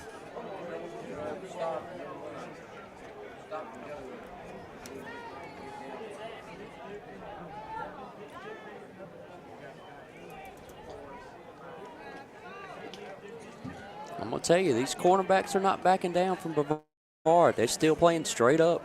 Second down from the 30. Rams lead it 20-13. 4 minutes, 6 seconds, 12 seconds now on the play clock. Neal motions in the backfield. Fake it to him. Hand it off Cobb. Riddle, middle of the gut. Past the 25, 24, 23-yard line.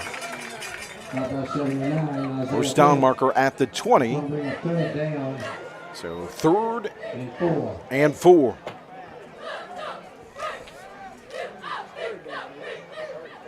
All right, there's an empty set. Shotgun formation. 5 receivers, 3 far side, 2 near side. Jones and flipping near side. Oh, Fake yes. the throw. Lee right up the gut. Runs, slides, gets the first down to the 15.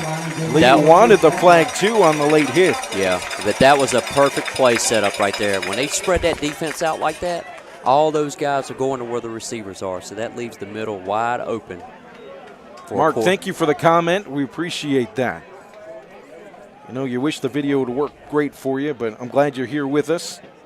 Wildcat formation, Mansfield in at quarterback. Neal just offside to the 20, off the side of him. Now he'll motion into the backfield. Mansfield will carry it to the 15. Mansfield's made the line of scrimmage, and they are 2nd and 8.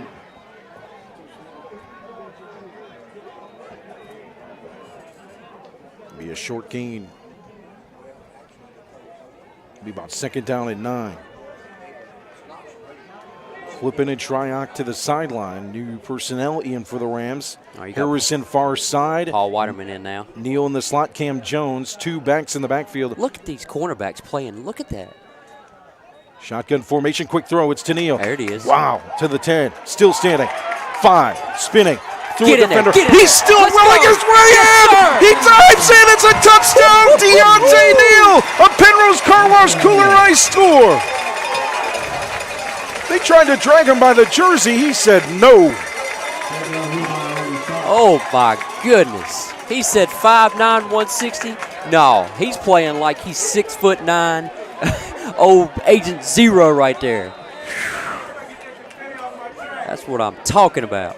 Go to the Webster's Dictionary, look up will play. That will be there. All will to end that in a score. Now he'll set to the field at the 10-yard line to hold the extra point. Extra point is Extra good. point is through from Brady Garrett. 27-13. Rams lead it. Here in the second quarter, 2:24 remaining.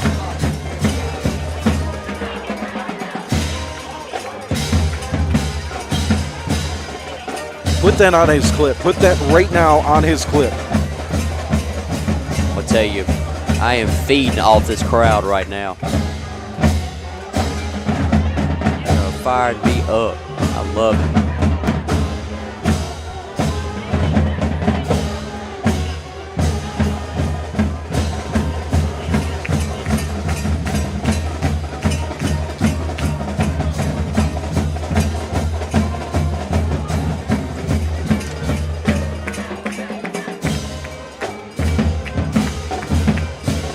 (27-13). Let you hear the ambient sound of this beautiful Ram Pride marching band. Before kickoff, Devin Shryock set to kick after the score from Deontay Neal. An extra point from Brady Garrett.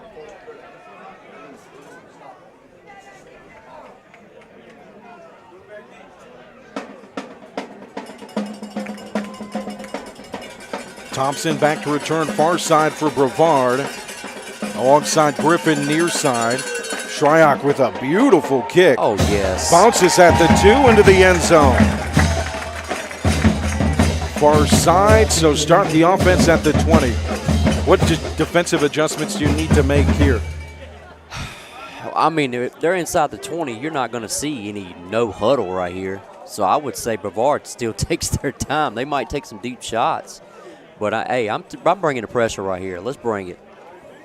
You got them pinned down. Let's bring the pressure.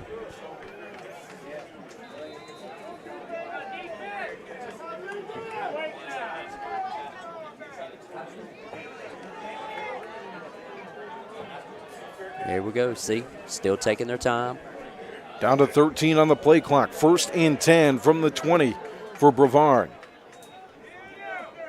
Oh. Looking to throw. Kessinger pumps. Now sits in the pocket. He slips.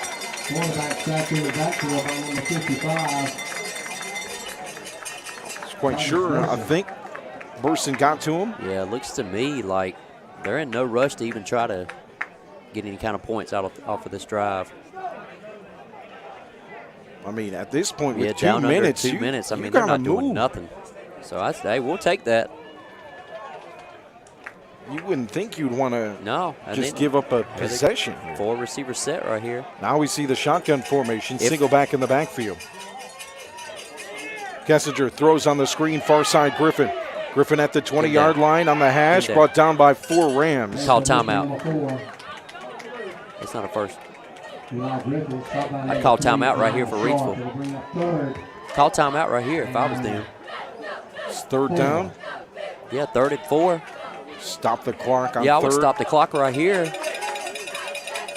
Cobb rushes to the sideline.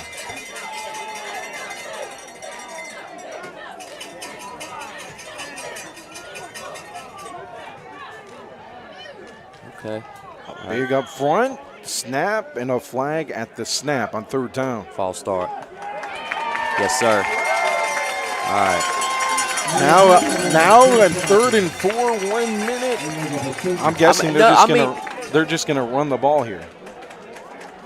Chuck, right now it's 27-13 Reidsville. Yeah, but if they run the ball right here, I would get Coach T to call timeout right away. Yep. And then that gives us some opportunities to attack on some more points right here. 3 receivers set for Brevard. Single back in the backfield. Up back as well for the Blue Devils. Kessinger plants, throws, and almost intercepted Deontay Neal. Far side, he almost got his first pick of the season. Oh, my goodness. So that stops the clock. 1 minute and 4 seconds to work with for the Rams. It'll be 4th down and 9.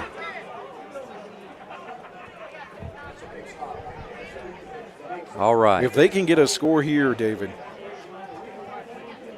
If they can get a score here before going to the half, this is going to break this game wide open. And you've got Deontay and Quayshawn back there to return. Oh, man, I can see Q flipping, taking this to the house. Here it comes. They give him all the time to punt. That is a beautiful punt, far side 40. Spins, stays in bounds somehow all the way to the 24. So 53.7 seconds to work with. The Rams lead at 27-13. All right, so they got 2 timeouts. I'm telling you, these cornerbacks, with the way they're playing against our receivers right now, eventually they got to get burned again. Deontay Neal, Kendra Harrison, and Quayshawn Flippin with receiving touchdowns from Al Lee. Aiden Mansfield with a 4-yard rushing touchdown as well. We'll see what the Rams decide to do here with 53.7 on the clock here in the second quarter. 27-13 lead. Ball is at the 24. They move right to left. After the punt. 5 wide. Shotgun formation. Lee's going to throw the screen to Neal near side at the 20. At the hash, now works his way to the sideline. He gets a blocker to the 40 and out of bounds. Nice play. 47 seconds remaining. Cut through. Started at the hash near side, just in front of the 40-yard line. Big gain. Just about 10 seconds off the clock. Now, he didn't try to do no extra. Got out of bounds as quick as he could. Actually gets up to the 42-yard line. Still 2 timeouts, too. Jones lines up here near side at receiver. Far side, it's Sharp. Neal in the slot. And just off the offensive line is Harrison standing up. Open backfield for Lee. In the gun. Gets the ball. Plants at the 45. Faces pressure. Ball is on the ground. It is picked up by Phillips of Brevard at the 29-yard line. 39.8 remaining here in the first half. Oh, my goodness. Well, that's all right. Hey. Now the defense has to respond.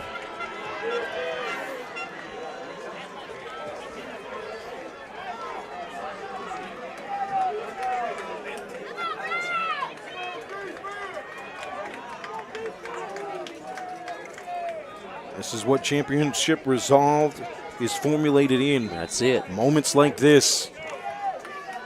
27-13 lead for the Rams after the turnover. Brevard at the Ram 30, moving left to right. Kessinger in the gun. Alongside him is Thompson.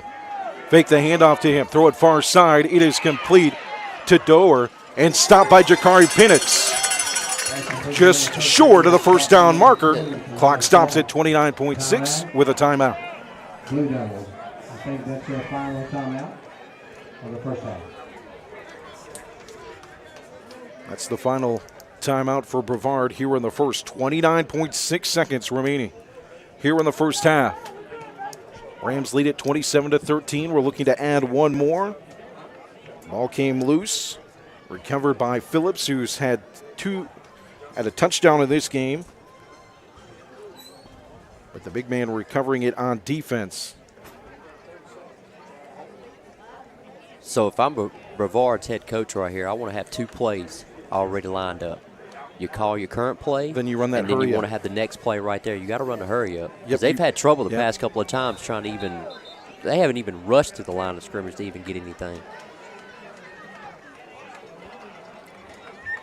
Defense breaks the huddle out of the timeout. Offensive line already set on second down and 3 from the 22 for Brevard. Going to see a 4-man front for the Rams. Shotgun formation, Kessinger, single back in the backfield, looks near side. Looks to throw, his receiver slips, it's incomplete. Early in his route, it was Eli Griffin slipping. Incomplete pass makes it 3rd down and 3 from the 22. 26 seconds remaining here in the second. Place the ball at the Rams 22, left to right. Big 3rd down play for the Rams D.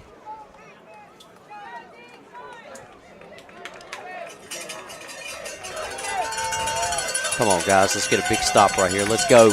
Burson and Turner fill up the gap in the middle. Pressure coming from the linebackers off the edge as well. Fake the handoff. Kessinger looks to throw. He's sacked in the backfield. Burson got there. Yes, incomplete sir. pass.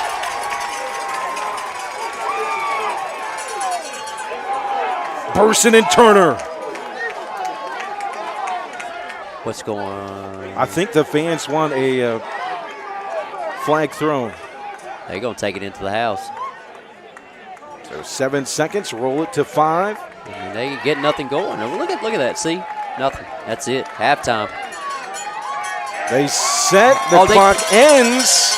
They were looking to get one more play, and they couldn't get it off. They were waiting to wind that down to one last play on 4th down. They can't snap the football.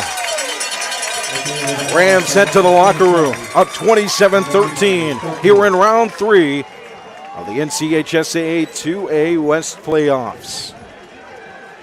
We'll have your halftime show coming up here in just a bit. We'll have the marching band as well, and we'll have a special interview come up here right now.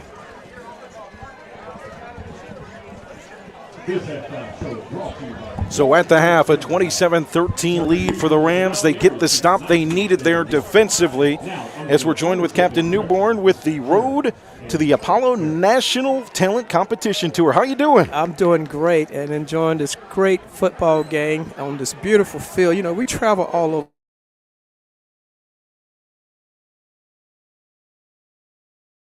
If you're offending the sound of my voice, you guys should really check out Reidsville football. And, you know, coming here, touring from across the country with this tour, finding out that you guys have won 22 state championships. That's right. Is amazing. Yep.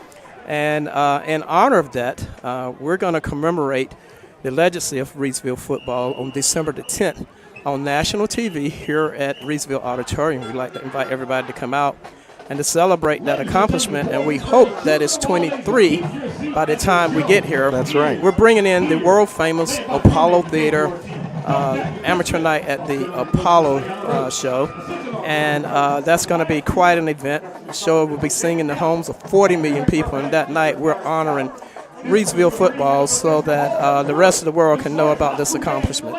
Well, tell us a little bit about what you do on this competition tour and some of the talent that you see across the country. Yeah. Well, this competition is open for children as well as adults. Children's 5 through 17, adults 18 through 99. So we're looking for dancers, singers. It doesn't matter what genre of music. It can be country, bluegrass, R&B, it could be hip-hop, soul, jazz, you name it. And we're looking for comedians. We're looking for spoken word artists and the whole gamut. So we're holding auditions here tomorrow, November the 18th, from 12 to 4 at Reidsville Senior High School. So anyone that, if you know any children or adults that sing or dance, tell them to come out and audition. We pay for them to go back to New York and audition for amateur night at the Apollo, and those are expense-paid trips. So we're honored to be here in this area. Our talent scouts told us there was a lot of talent here in Rockingham County. So we're just trying to do the very best positive story about Reidsville, Martinsville, Eden, all of those towns in Rockingham County that we possibly can. And tell us one more time, what time are those audition times tomorrow? The auditions are tomorrow from 12 to 4. Okay. It's $5 registration fee. And the actual show is December the 10th at 6 p.m. And that show will be nationally televised. And if you know any of the former Reidsville players and coaches, tell them to come out so we can honor them that night. That beautiful commission sculpture that we've had commissioned will be presented to them, and we're gonna tell the story of these 22 championships. Captain Newborn joining us here. It's the Road to Apollo National Talent Competition Tour, the first time here in historic Reidsville. Before we let you go, let us know where people can find out more information about what's going on. They can find out more information. They can call 919-323-6920, or they can visit the Facebook page, Road to the Apollo National Talent Competition Tour. Captain, thanks for joining us. We're glad to have you on. Thank you. And good luck. And I hope you see some great talent tomorrow. Oh, yeah. Well, we're seeing some great talent on that field That's tonight. Right. Thank you. Captain Newborn joining us again. It's the Road to the Apollo National Talent Competition Tour. Tryouts tomorrow, and then the great competition tour taking place December 10th, 6 p.m. at the Reidsville Senior High School Auditorium. Admission is $20. We take you down to the field for the Ram Pride Marching Band at the half. The Rams lead at 27-13.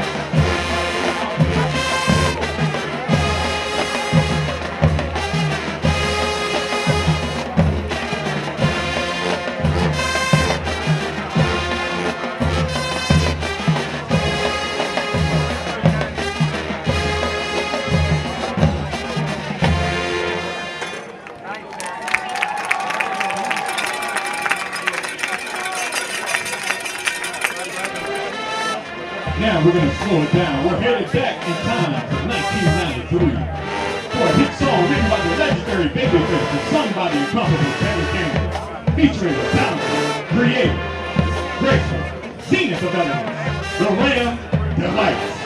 Here is Can We Talk?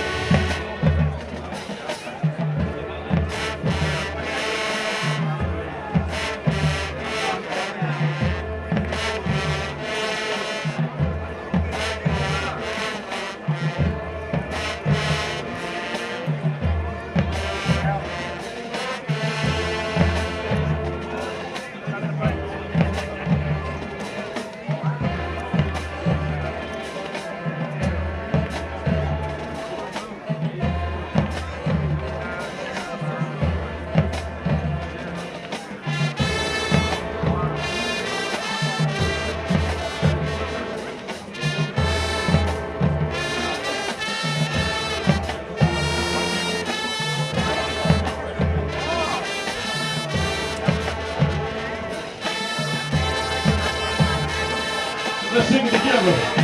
Can we talk? You got it.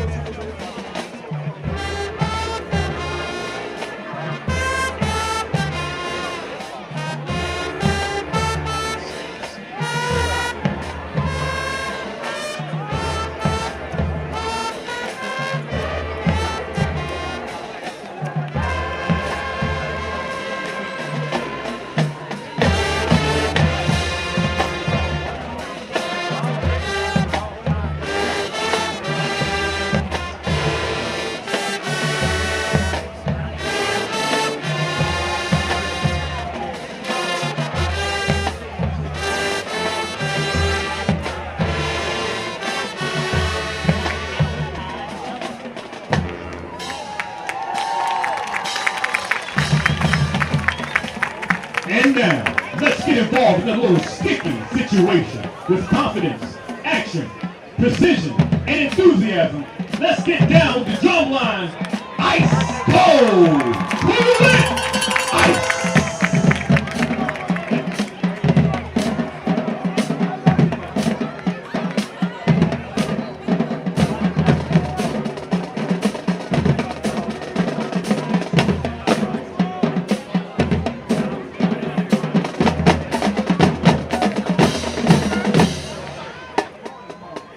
Let's go, Ice.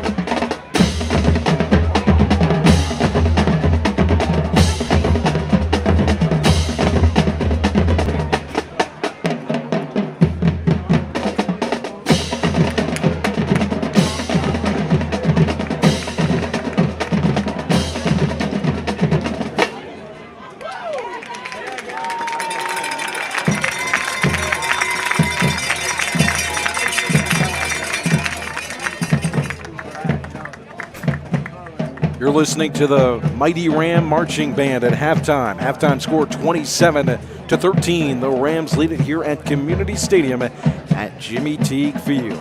We'll have more on your halftime show coming up. But first, we wrap up the Mighty Ram Marching Band performance. Let's give it up for the Mighty Marching Rams again. The halftime show is brought to you by the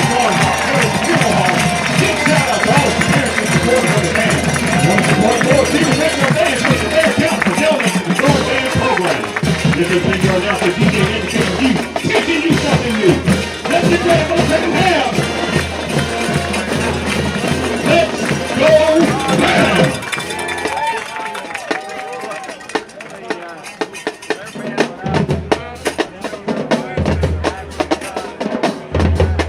John nailed it in the comments. Cheers to the Reidsville High Band and director Eric Callens. They got it going on. Ain't no party like a Ram party. Can't have a Ram party without the Rams Marching Band. Great performance here at halftime. At the half, Reidsville leads it 27-13. Touchdown scores from Aiden Mansfield, a 4-yard touchdown run. Quayshawn Flippin with a receiving touchdown from Ali, as well as Deontay Neal and Kendra Harrison. You're scoring offensively, David. The passing game has been working for Reidsville. And keep on trucking, keep on using it. With, like I said, with the way the cornerbacks are playing so up on the receivers, our receivers are too fast for that. Once they break away, he gone. So keep doing it. It's been big plays, but on the other side, Brevard is kept in it with their running game. They've been able to control clock, use that line of scrimmage the way they want to at points, specifically on the 2 drives that they scored. Yeah, we've underestimated their offensive line, man. They're bringing in, tight bunch formations. They're bringing in jumbo set packages. They're washing guys out left and right, so they're just taking holes and just piling right through it. Let's take a look at some scores across the 2A, the game that we're watching the most. The winner of this one will take on the winner of Monroe and Bunker Hill. Monroe and Bunker Hill tied in the 4th quarter at 17. In that game, Monroe, the 5 seed, and Bunker Hill, the 4 seed in the 2A West. Shelby and Salisbury tied at 7 at the half. Community School of Davidson down 41-14 to Forest Hills in the 3rd quarter. Whitefield leading Southwest Edgecombe 30-8. Hertford County over Nash Central. These are East games, 52-36 at the half. And then we remind you of yesterday's games on the east side. Clinton, the Dark Horses, with a 42-7 win over Southeast Alamance. Northeastern over Princeton, 62-53. Those games both on the east side. Get some other scores from other divisions? We got a shocker right here. We got Robson up 21-20 on Dudley right now. Going into it's in the 3rd quarter actually, and we've got them boys from Old Mount Airy. They finally put the wood on them. It's 36-19, Mount Airy against Murphy, and we have Grimsley. They are still tied right now. Wow, so that is with Huff. That is a tight yeah. That's pretty good right there. At the half here, the Rams lead it 27-13 in this 3rd round game.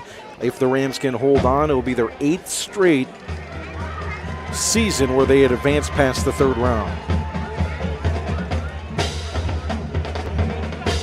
The season or the series between these two teams at 4-1-1. The loss and tie coming in 1960. We're in the regular season. The Rams, Reidsville High School, I should say, lost to Brevard in the regular season. Then in the postseason, tied them 0-0 in the WNCC Championship. That game taking place, we're told by statistician Dale Hagwood, the day after the assassination of President Kennedy. The day after. That's crazy. It's crazy to think about, isn't it? So then whoever wins the coin flip wins after the game. What in the world? I mean, so what if they win the coin flip? Somebody says, all right, best 2 out of 3. Can he do that? Make it a best of 7 series? Yeah, I mean, yeah. Do something with it. Something good. Tracy in the comments saying, missed my Ram family. Well, we hope we can bring you as close to it as you can get here today. Glad you've been listening, and we appreciate you being in the comments.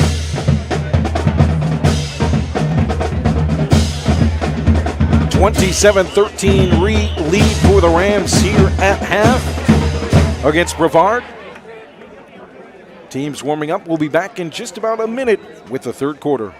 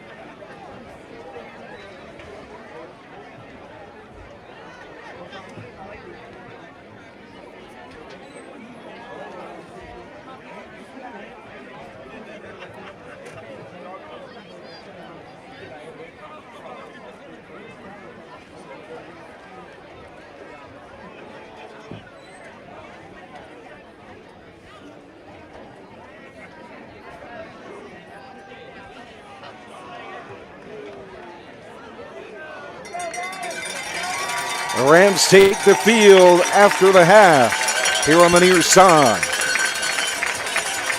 27-13 lead for Reidsville here in round 3 at Community Stadium.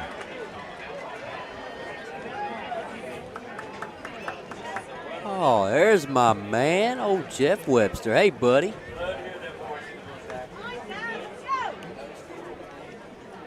So we start the third quarter.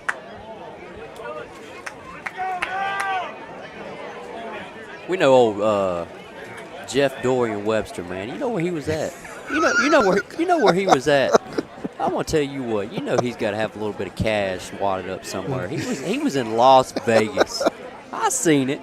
I seen him enjoying the show. I don't know if he can ever forgive you for calling him that. Jeff Dorian Webster. He knows I got to give him a hard time.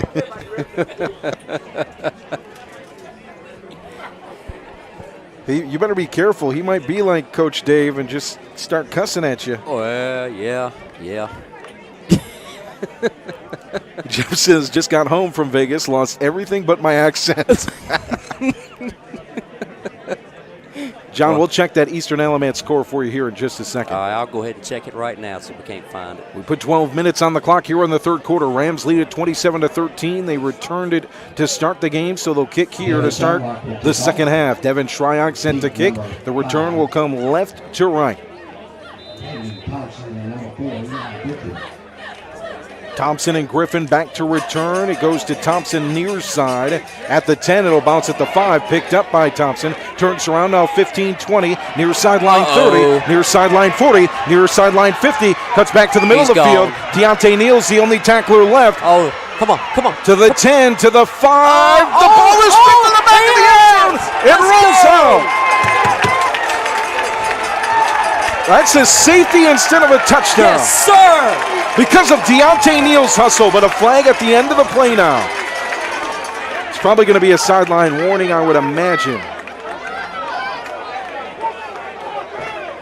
There was one man to beat.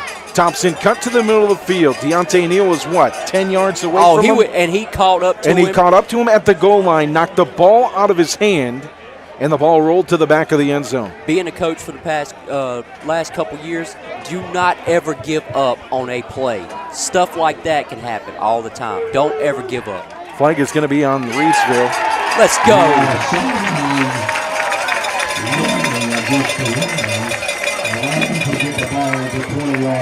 So they're going to get the ball here at the 20.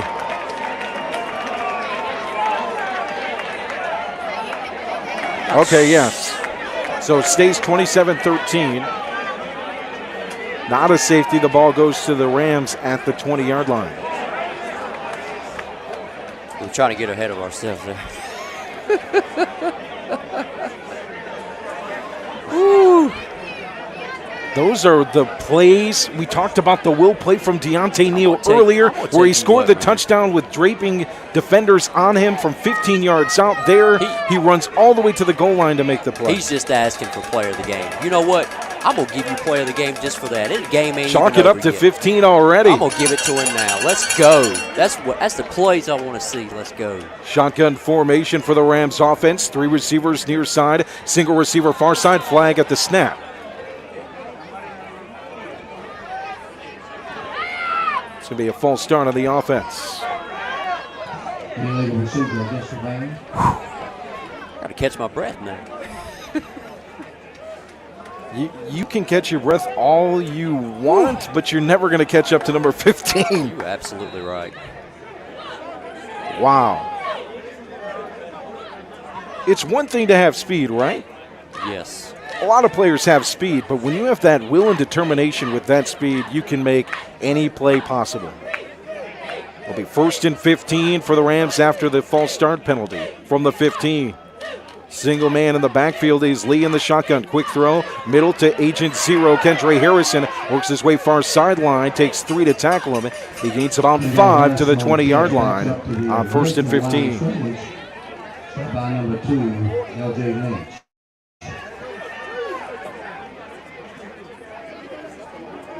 So place the ball on the far side. Hash will be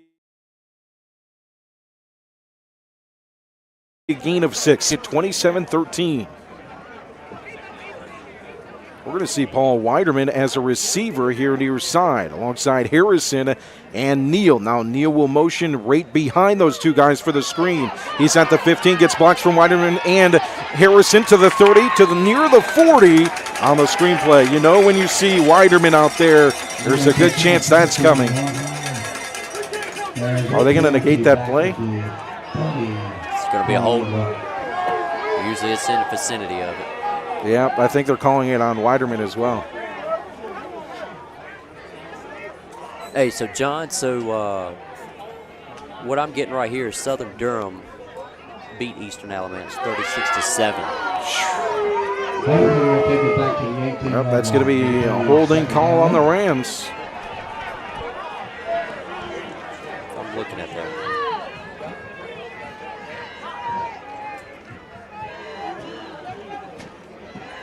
Maybe they played yesterday? No, that was actually the first round. That's right. They did lose in the first round. That is right. 2nd down and 13. Lee in the gun. 4 receivers far side, single receiver near side. Time to throw. Quick throw, middle of the field. Neal again. To the 30-yard line near side hash. Before he's tackled, that's going to be a first down. I'll tell you what, this is Neal's coming out party right here. He's making every play you can think of. Special teams, offense. Set the interceptions record for a season last year as a freshman. Missed most of this season. This just his 5th game of the year. Yep. 1st and 10 now from the 30 for the Rams offense. Again, Lee the only man in the backfield. Jones gets it near side screen. 30, 40, still standing. Plows through a defender all the way up to the 48.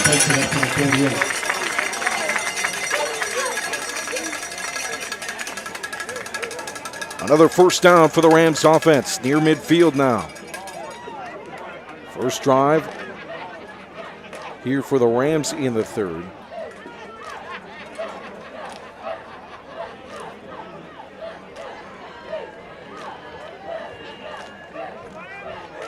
Rams break the huddle, 15 seconds on the play clock. 1st and 10 from the 48, just in front of midfield, right to left. For your Rams, Neal in motion in the backfield, gets the football, end around, has space, cuts back middle, and it's another solid gain near the first down marker. Should be enough for a first down. Number 16, Coach Weissman. Where the spot is, it might be just short of that first down marker. It's going to be 2nd down and 1. So he's making plays on the offensive side, making plays on the defensive side, making plays on the special team side. I mean, he keep giving that man the ball. Running the football, throwing receiving, the football. Throwing it. Man alive. Shotgun formation for Lee. Cobb alongside him, far side. Neal motions in the backfield. Fake the handoff to him. Looking deep, middle of the field. Oh, it's pass up in the air. interference. Cam Jones. It's intercepted, Nope. but that's a pass interference. That's Flag easy. at the 20. Easy pass. 8 was draped by 2 defenders, Moppin There's a flag on the and play. Spice Good.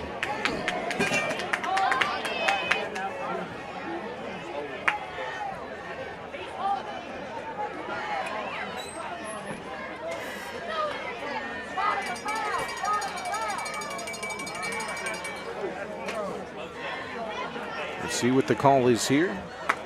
Could also be holding. Oh, ain't no way. While the refs are straightening things out, if you purchase a ticket and split the pot, It is pass interference. $500. 799-426. Bring your ticket to the press box before the end of the third quarter.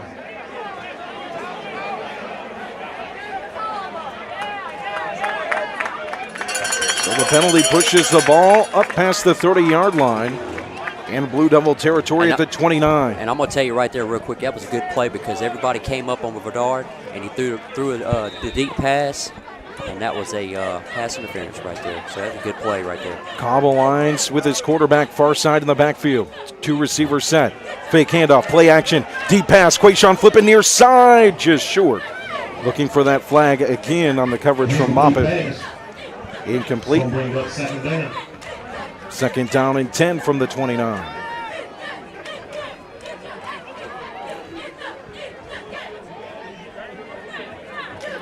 Quayshawn Flippin this season averaging 21 yards per catch. Oh, my goodness. That is absolutely ridiculous. He lines up here near side at the 30. 3 receivers set. Harrison and Neal far side.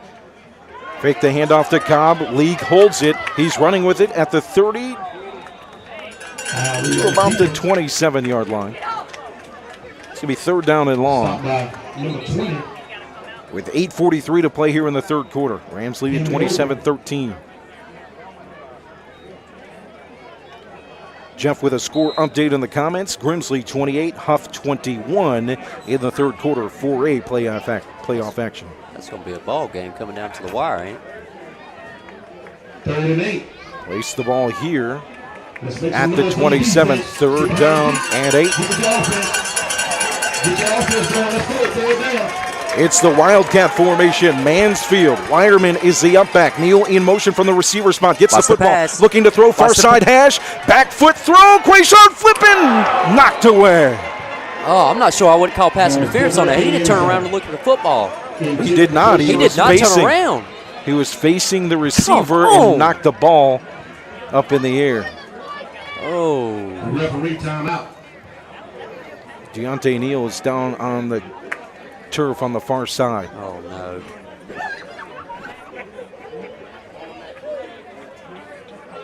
What a play design, though. Congratulations to Miss Paula Mackey. She is one of the 50-50 split pot. I didn't see what happened to Deontay Neal. I didn't see what happened. I think he might have got hit at the end of the play or Okay. at the end of the throw. Man, wow.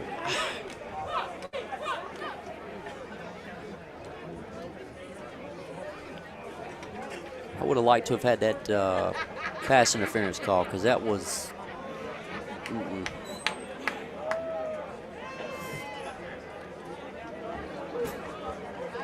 He is still down on the far side, being attended to by coaches and training staff.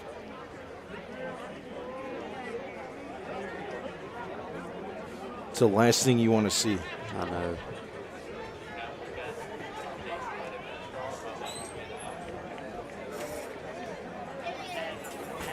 Tell you, the kids fought hard all year to come back to. And the determination in this game. And man, the it's way he's been- played, I mean, it has been It's storybook level. fascinating. I have loved every minute of it. Every minute. If you're just joining us, Rams lead it 27-13, 8-13 remaining here in the third quarter. Deontay Neal with a receiving touchdown, a throwing touchdown.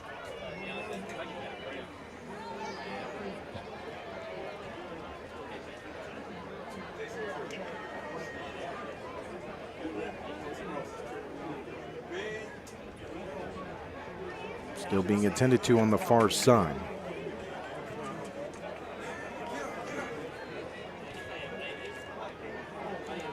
Tonight's broadcast brought to you by Pennrose Carwash, voted #1 car wash in Rockingham County. Pennrose Carwash at 1509 South Scales has been serving the Reidsville and surrounding area for over 50 years. Established in 1970 by well-known entrepreneur Leo Rentz, this popular venue welcomes everyone. Pennrose Carwash, open 24/7, and find us on Facebook. Pennrose Carwash, voted #1 Rockingham County Car Wash 3 years in a row. Neal is up now and being helped to the sideline.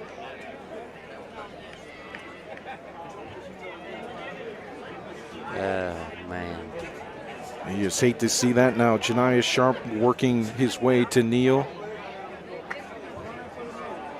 Gives him a high five, man. You just hate that. I'm hoping it's just some sort of cramp. That's what I'm hoping. Walking gingerly. He has played unbelievable for it to be cramps tonight. He has gave it everything.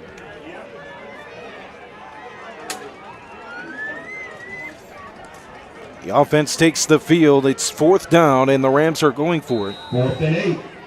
From the Blue Devil 27. Lee in the gun. Single back is Cobb. Looks far side. Now throws. Quick, Sharp. Gets it and grabs it from the defender. He's in the end zone. A Pennrose Carwash Kooler Ice score. Skying is Janiah Sharp. J9 puts his hand on it over the defenders. Works his way to the end zone.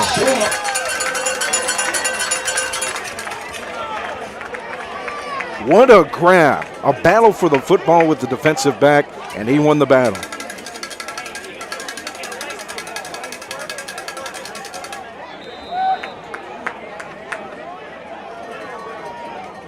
So here comes the extra point unit. Sharp to hold after the touchdown.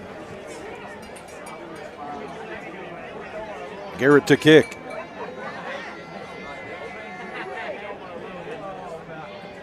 Hold is good. Kick is end over end and through. 34-13, Rams lead. 8:07 to play in the third.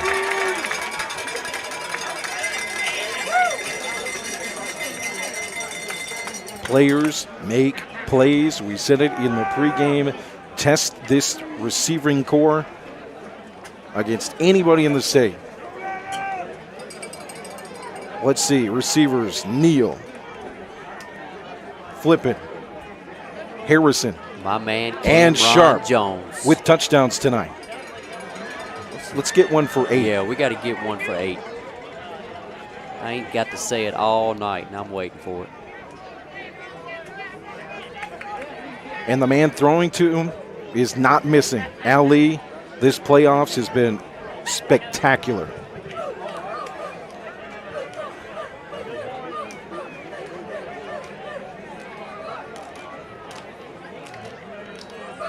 (34-13) lead.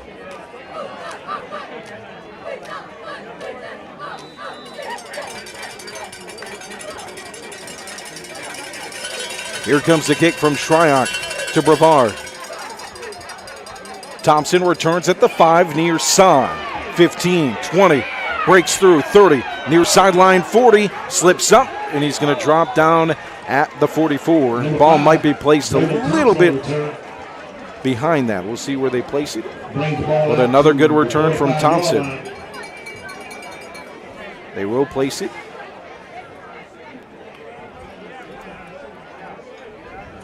At the 45.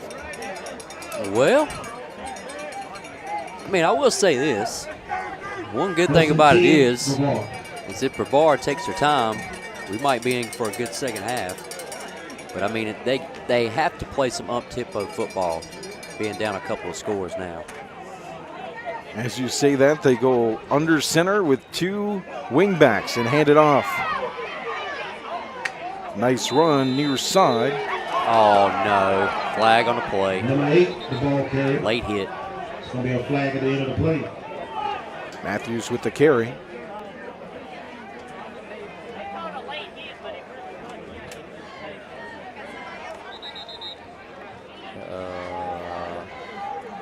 Looks like might be cramps again. Got some cramps now. That's Titus Burson. Official timeout for injury.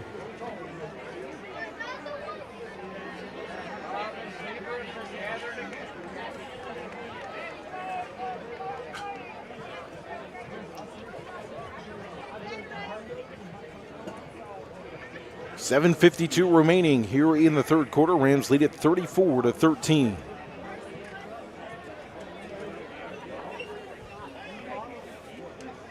Injury timeout on the field. Want to thank our sponsors tonight, including the folks at Tri-State Steel. Tri-State Steel and Tri-State Steel Retail, located at 2513 Richardson Drive in Reidsville. When you need aluminum, carbon steel, or stainless steel metal, we're your one-stop shop with hundreds of quality metal items in stock. At Tri-State Steel, our business is about people and providing excellent customer service, quick order turnarounds, and providing whatever amount of metal you need quickly and easily. From custom orders to exact specs or quick in-store metal pickups, we put the customer first and have metal for all your needs. From large truckload orders to the smallest DIY project, industrial and manufacturing applications, welding, trailer building, off-roading, fishing, hunting, camping, home repairs, and more. Big or small, we have your metal needs covered. To find out more about the carbon steel, aluminum, and stainless steel products in stock, visit tri-statesteel.com or call us today at 336-349-6057 with your specs, and we'll help you find the product that best fits your project. At Tri-State Steel, distributing quality metals and exceptional service since 1988. We also want to thank the great folks at Kooler Ice. Looking for a fresh ice at water option that's ready when you are? Kooler Ice is now county-wide with our new location just opening at Little Caesars in Mayodan at 6734 NC 135 across from Walmart and near the 220 I-73 exit.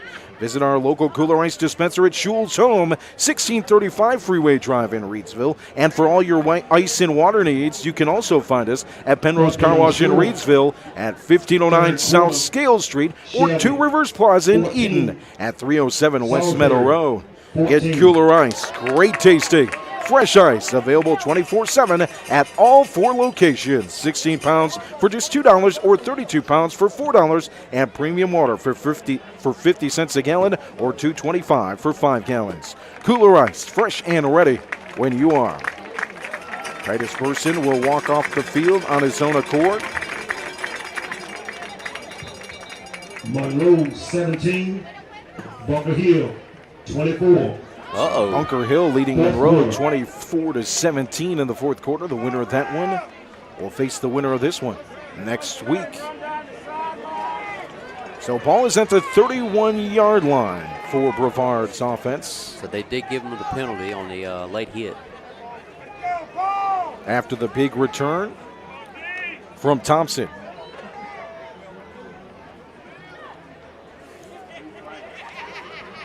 Under center is Kessinger. He takes the snap, rolls, hands it off.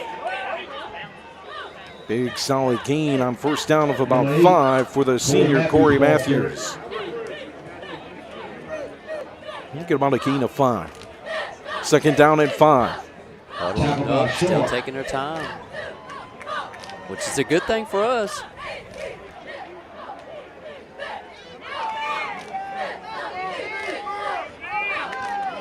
Second down and 5 for the Brevard offense, moving left to right. Inside Rams territory at the 26. Griffin in motion, handed off. This time it's Thompson off the far side tackle near the first down mark. A standing tackle for the Rams D. The place looks like it's going to be just short of the first down.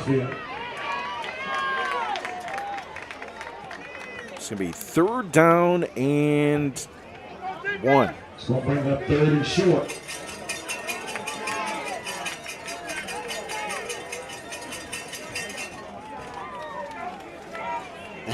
Hey, Matthew, if we win, we'll be playing next Friday. 3rd down and 1 from the 22. Griffin in motion far side, settles in at receiver. Thompson gets the carry, trips up a bit, slides. Cam Jones with the tackle. Depending on the spot, it'll be a 1st down. I'm going to tell you, I give it to Brevard. They're sticking with their game plan. I haven't seen much out of the quarterback in the second half. Is throwing the football. It's been all runs. Yeah, I'm saying it's less than 5 throws tonight. Yeah, we haven't seen much out of them at all. 6 minutes to go here in the 3rd. 4th down and 1 for Blue Death. The defense plants several up front. Pressure coming from the linebackers as well.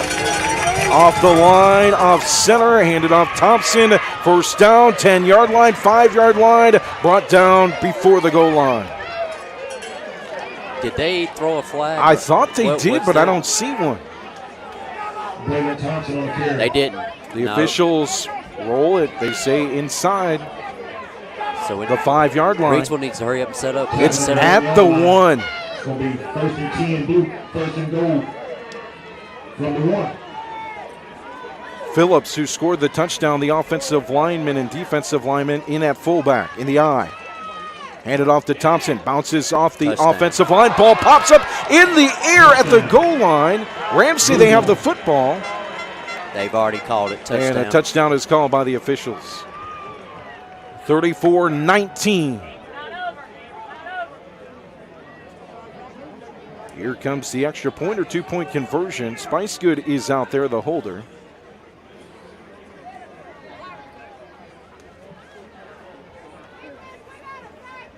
So Spicegood will hold. Giovanni Martinez, oh no. Hernando Hernandez set to kick the extra point. Almost getting to it is the Rams special teams, but the extra point is good. 34-20. 2-possession ball game here in the 3rd. 5:20 remaining. 34, the Blue Devils, 20. All right, got to respond to the score. The offense does.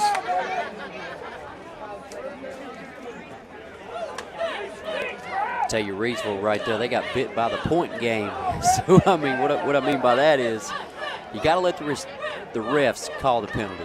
Don't just point and say, hey, jump. You got to stay right there. Even though you're trying to get them to call the play, or call the penalty, you still got to make the play. You still got to keep playing. And that's what cost him. It's like Sharp back to return far side. Just alongside him here, near side hash is flipping just up from him. And is Jakari Penix near side and Cam Jones far side. And it looks like they're looking for the onside kick or some kind of maybe pooch kick, something right there, because their Reidsville special teams is up.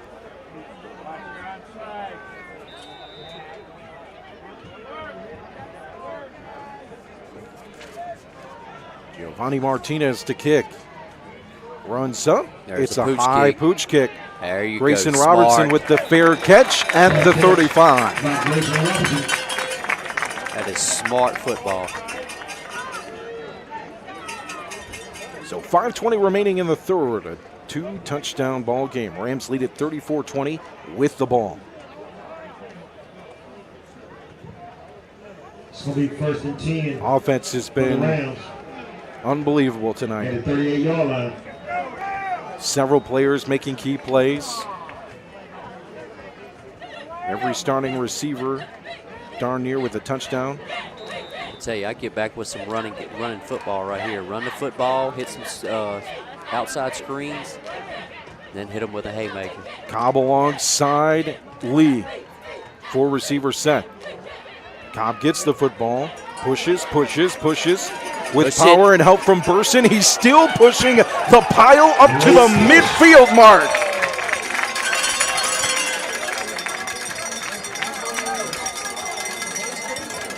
Wow, man. Wow. I have a hard time getting out of bed some mornings, and then you see plays like that.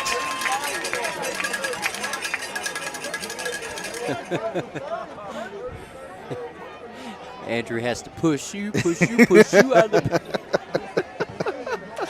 1st and 10 from just in front of midfield at the 49. This time it goes to Weiderman, right up the gut, up near the 40-yard line to the 41. I think they're listening to one Mr. David Woods. Look who's back in the game, though. That's good to see Deontay Neal in the game. Yes. So just cramps. Let's get a screen to him right here. Tommy, he's actually back in the game right now. Looks good. I think it was just cramps. Neal on the far side, as is Harrison. Near side is Sharp. Cobb in the backfield alongside Lee. Up back is Weiderman. Handed off Cobb. The offensive line collapses. Look, he finds the edge on the far side. He's got a lead blocker, Deontay Neal. He's to the far side goal line. A Pennrose Carwash. Kooler Ice score. RoCo. Tell you what, Tommy. Neal comes right back into the game, and he is just leading block. He is the leading block and makes the last block in for the touchdown. What a play. I'm telling you, I'm giving him, he's player of the game for me. It's over. It's done. He's one of the players of the game. The offensive line collapsed. There was no hold to run. Cobb bounced off them on the far side. Got to the hash. Then from there, it was daylight. 40-20. 3:58 to play here in the third. As Garrett sets to kick, Neal to hold. Only 10 on the field. One comes in. Hurry up. Play clock That's a hits penalty. 0. Timeout. Do we get a timeout or will we have the delay? Timeout. Yep. Oh. Delay a game. Okay. My wife says in the comments, I tell the kiddos to get them out.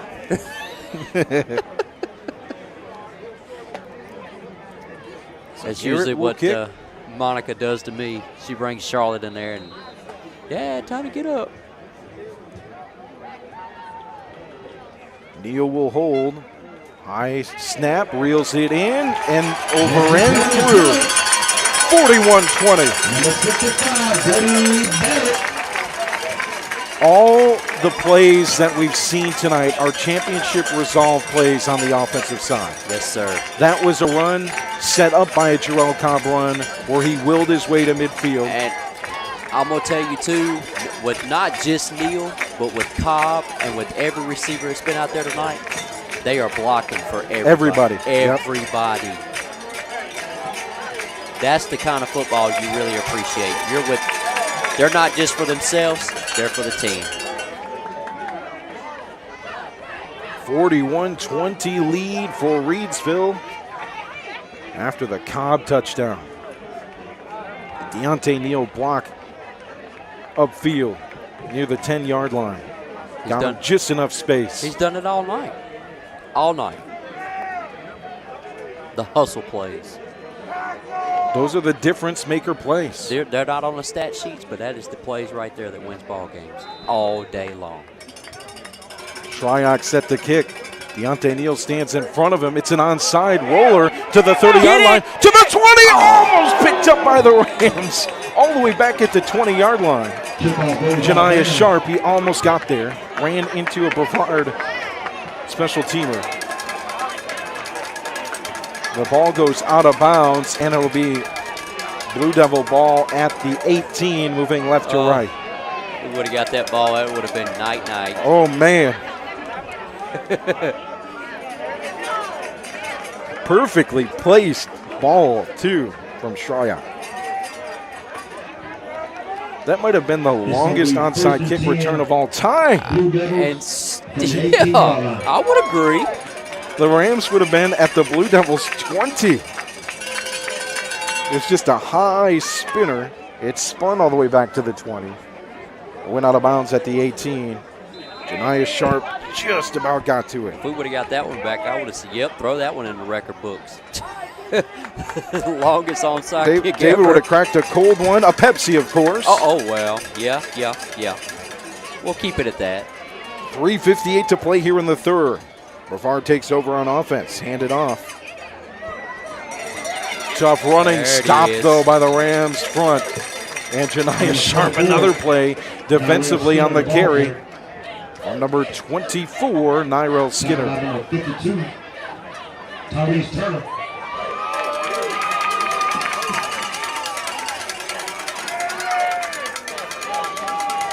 Second down and 9 after the 1-yard run. And again, Brevard just taking their time, which benefits us all day long. So, I mean, if that's what they want to do. Under center for Kessinger. He'll hand it off again. This is a pitch to Skinner. Near side hash. Jakari Penix stops the play, as well as Aiden Mansfield. He led the tackle. Tackle by Mansfield. It's going to be enough, it looks like. Oh, no. We'll see. Yep, First down, yep. Yeah. All up to the 28. Matthew, if we're with the Rams, as long as they're playing, we'll be there, buddy, to cover them. Yeah, they're the last Rockingham County team left, so we're with them all the way.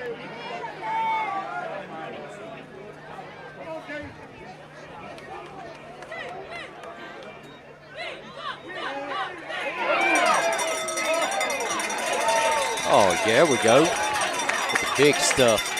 Now Will Skinner wrapped up in the backfield. I missed it, partner. What happened? Well, it was kind of a miss. It looked like you were going to have a receiver on a jet sweep, but then he handed the ball off like a regular I formation.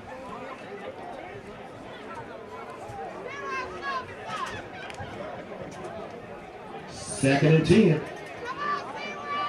Second down and long. Ball at the 27-yard line. Play action. Kessinger fakes the handoff, rolls out on the play There action, and he's got to run it on the sideline. Pushed out of bounds by Aiden Mansfield. By number 11, Mansfield. Gain of about 5. They're really starting to get back there and bring the pressure now. That's what's that play action pass really ain't going to be there. They call football the game of attrition, and it's showing. Big stop right here. We need to get a big stop. Third and 4. Make some noise for the defense. Kessinger in shotgun, 3rd down and 4. Community Stadium faithful on their feet. Kessinger gets hit by Harrison, has to throw it. That's a QB hurry from Kentre Harrison. 4th down. By 0, Kentre Harrison. And that's going to bring up 4th down. So 4th and 4.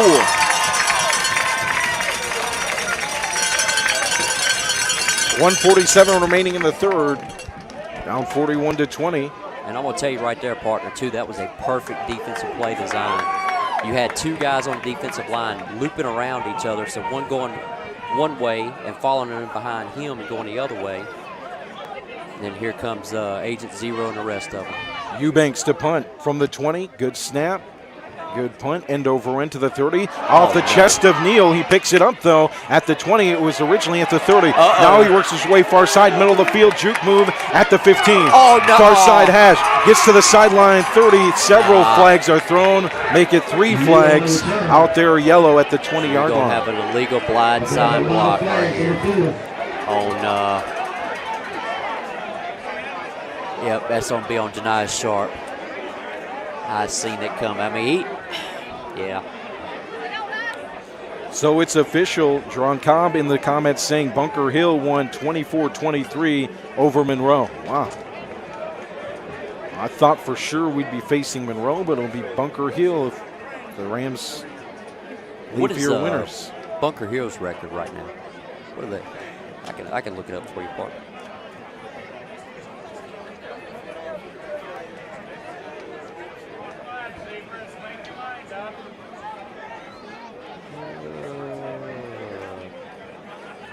They await the call on the return. Saw about 4 flags on that return from Neal. Yeah, it's going to be a illegal blindside block on Janiah Sharp. So walk it back. The return is going to be walked back to the 10-yard line. Bunker is 12-0. 12-0. Thank you for letting us know there in the comments. For the Rams at their own 10-yard line. Maybe just underestimated Bunker Hill there.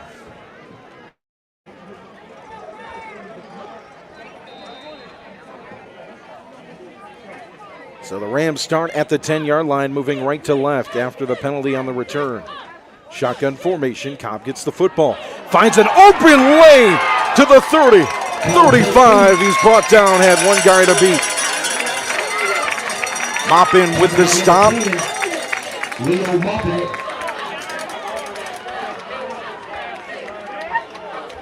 2 touchdowns last week. Just had the huge touchdown last drive. And a big one there from Jarrell Cobb to the 35. We have an injured player down on the field.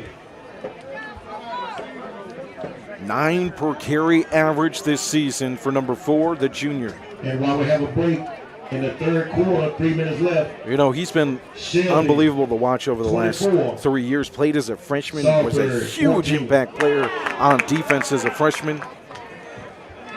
On both sides of the ball, one of those key cogs. Did you hear that? What's that? Shelby 24, and who was they playing?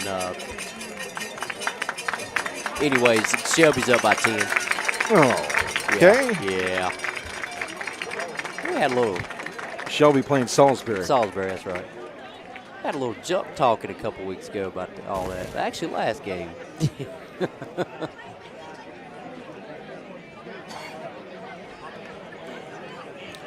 The audacity, you know? Yeah, well. They come into the RoCo Radio comments and start talking smack during a playoff game. Yeah. We live, like I said, we live rent-free in their head. Sometimes you just got to. From the 35-yard line after the big run from Cobb, 1st and 10. 1:21 to play in the third. Rams lead at 41-20. Cobb gets it again. This time, not as much, but he'll gain a couple on the carry up the gut. Number 28, Cooper Weaver on the stop. Jarrell Cobb, the ball carrier. Tell you what, you know what I'd like to see right here? Open it up again. Hit flipping or hit kneel. I want to see Cam Jones. I want Cam to get a touchdown. That's every receiver with a throw the touchdown. knockout punch, and let's, oh, man. 24. We'll go ahead and throw the knockout punch. Monroe, 23. Shotgun formation. I believe it's Mansfield in the backfield. Neal shades just off the backfield. He motions into it and a handoff to Mansfield. Decent gain. On second down, it's going to be 3rd down and 5.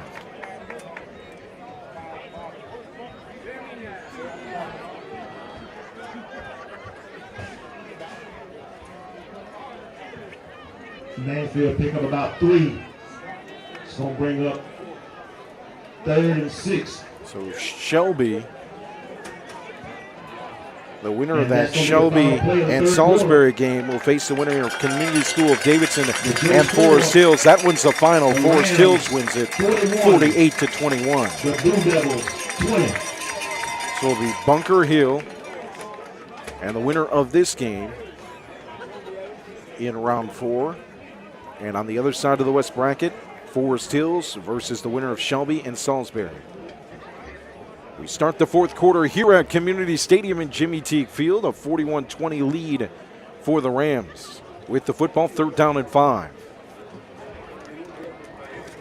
You know, I'm sitting here watching the play calling for Reidsville right now. And I feel like they're lulling them to sleep with these runs, lulling them to sleep, lulling them to sleep. And then boom. Bam. We're going to see that deep pass. Night.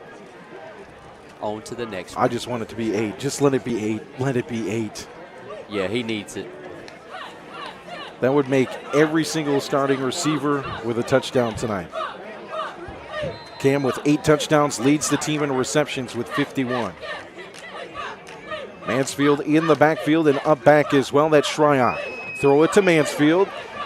Jukes back to the hash mark. Bounces off several defenders and brought down at the 40. It's going to be 4th down and 5. The ball carrier. I wouldn't be surprised if Reidsville goes for it Stop right by here. number 42, Coleman Smith.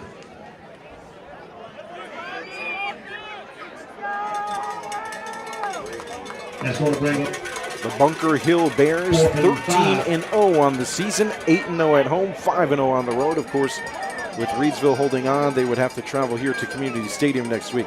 Shotgun formation, 4th down and 5. Look at him play now. Oh, yes. Oh, they got the jump. There it is. Offsides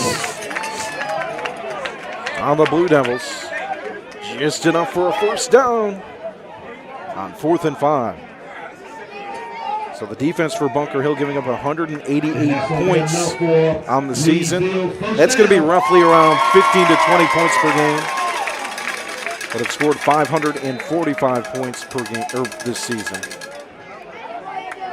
Looking at their schedule, tough games, playoff teams, Maiden, they beat Burns. Lincolnton. They beat Burns. 21-14 last week as well. Shotgun formation on 1st and 10 from the 45. 3 receivers for the Rams. Handed off Cobb. Bit of a delay on the handoff. It'll be a gain of 2. See, I like it right here, man. Nothing. There's no reason to do anything else. I feel like they're. You feel it brewing? I feel it. Phil Collins, you feel it in the air? I can feel it coming in the air tonight. Yep. They're lulling them to sleep right now. 2nd and 8. Chuck in the comments says Bunker Hill is a great coach. Helped coach him when he was in high school. That's awesome. Okay.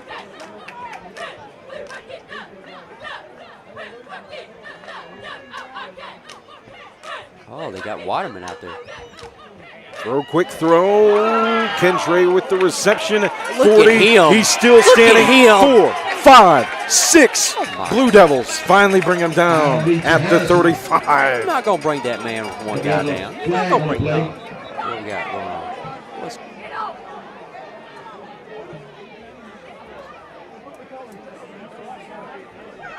What do we got now?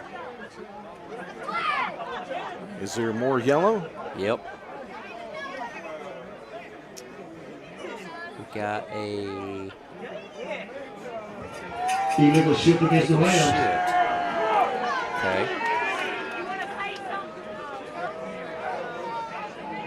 All right, so the illegal shift. That's all right. I know what's getting ready to happen. I know this.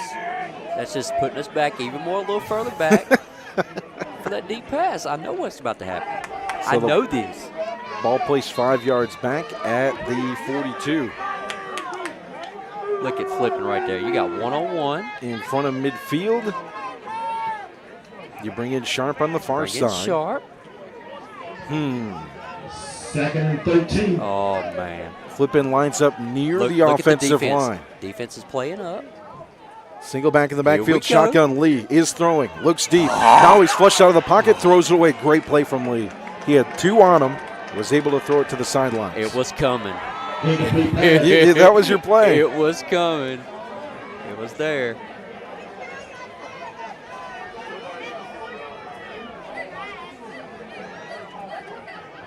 Third down and 13.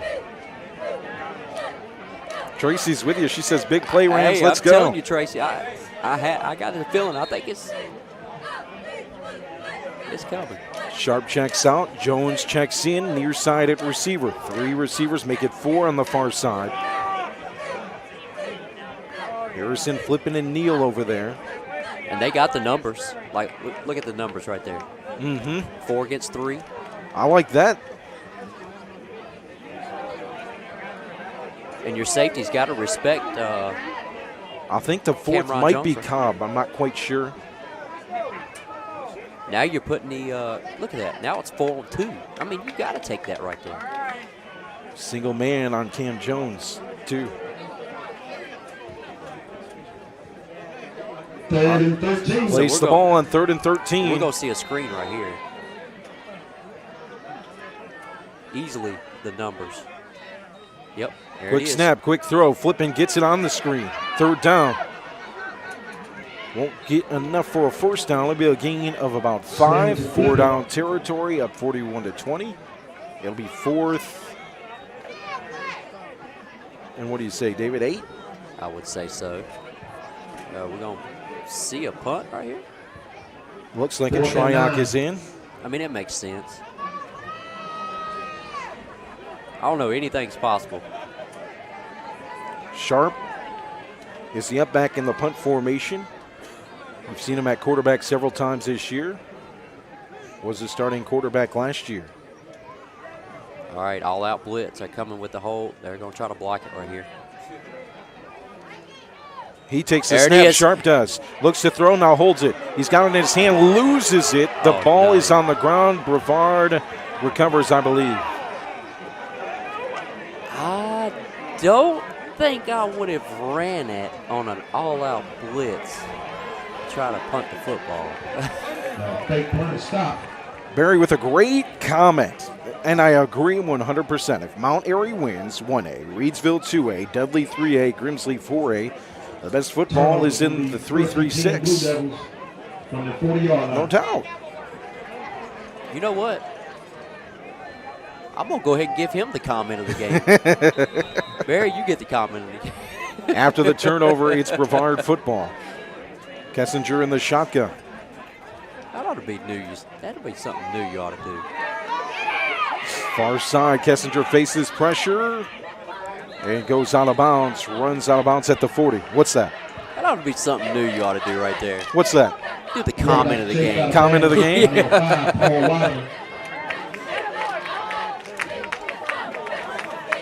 Tell you guys, we really do appreciate everybody that listens in, man. We have a good time with y'all. We really do. I know I do. I do too, without a doubt. We're all here for one common thing. We love football, and Rams football specifically. Second down and 10 from the 40 for Brevard. 8 minutes remaining in this one. Rams lead at 41-20. Delayed handoff to Matthews. Short gain. Corey Matthews, the ball carrier. Stopped by number 11, Aiden Mansfield. Another stop for Aiden Mansfield, who came into this ball game with 112 That's going to bring up tackles. 39. Let's make some noise for the defense.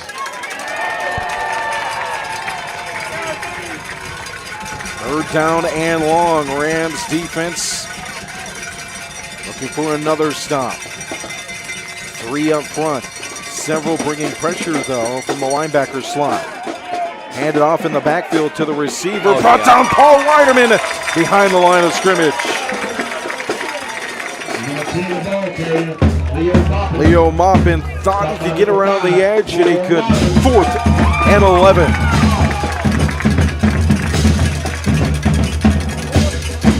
I tell you what, we talked about the best receiver duo in combination. How about the duo of Mansfield and Weiderman up the middle at the linebacking spot? That's right. Had a little end around. They couldn't set the edge. Here come a whole slew full of gold.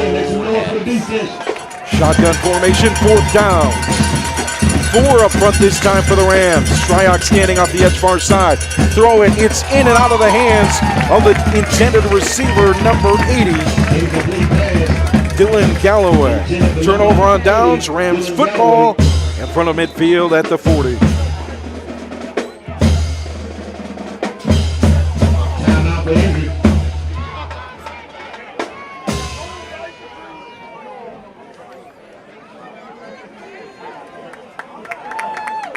Looks like we have an injured player for Brevard here on the near side.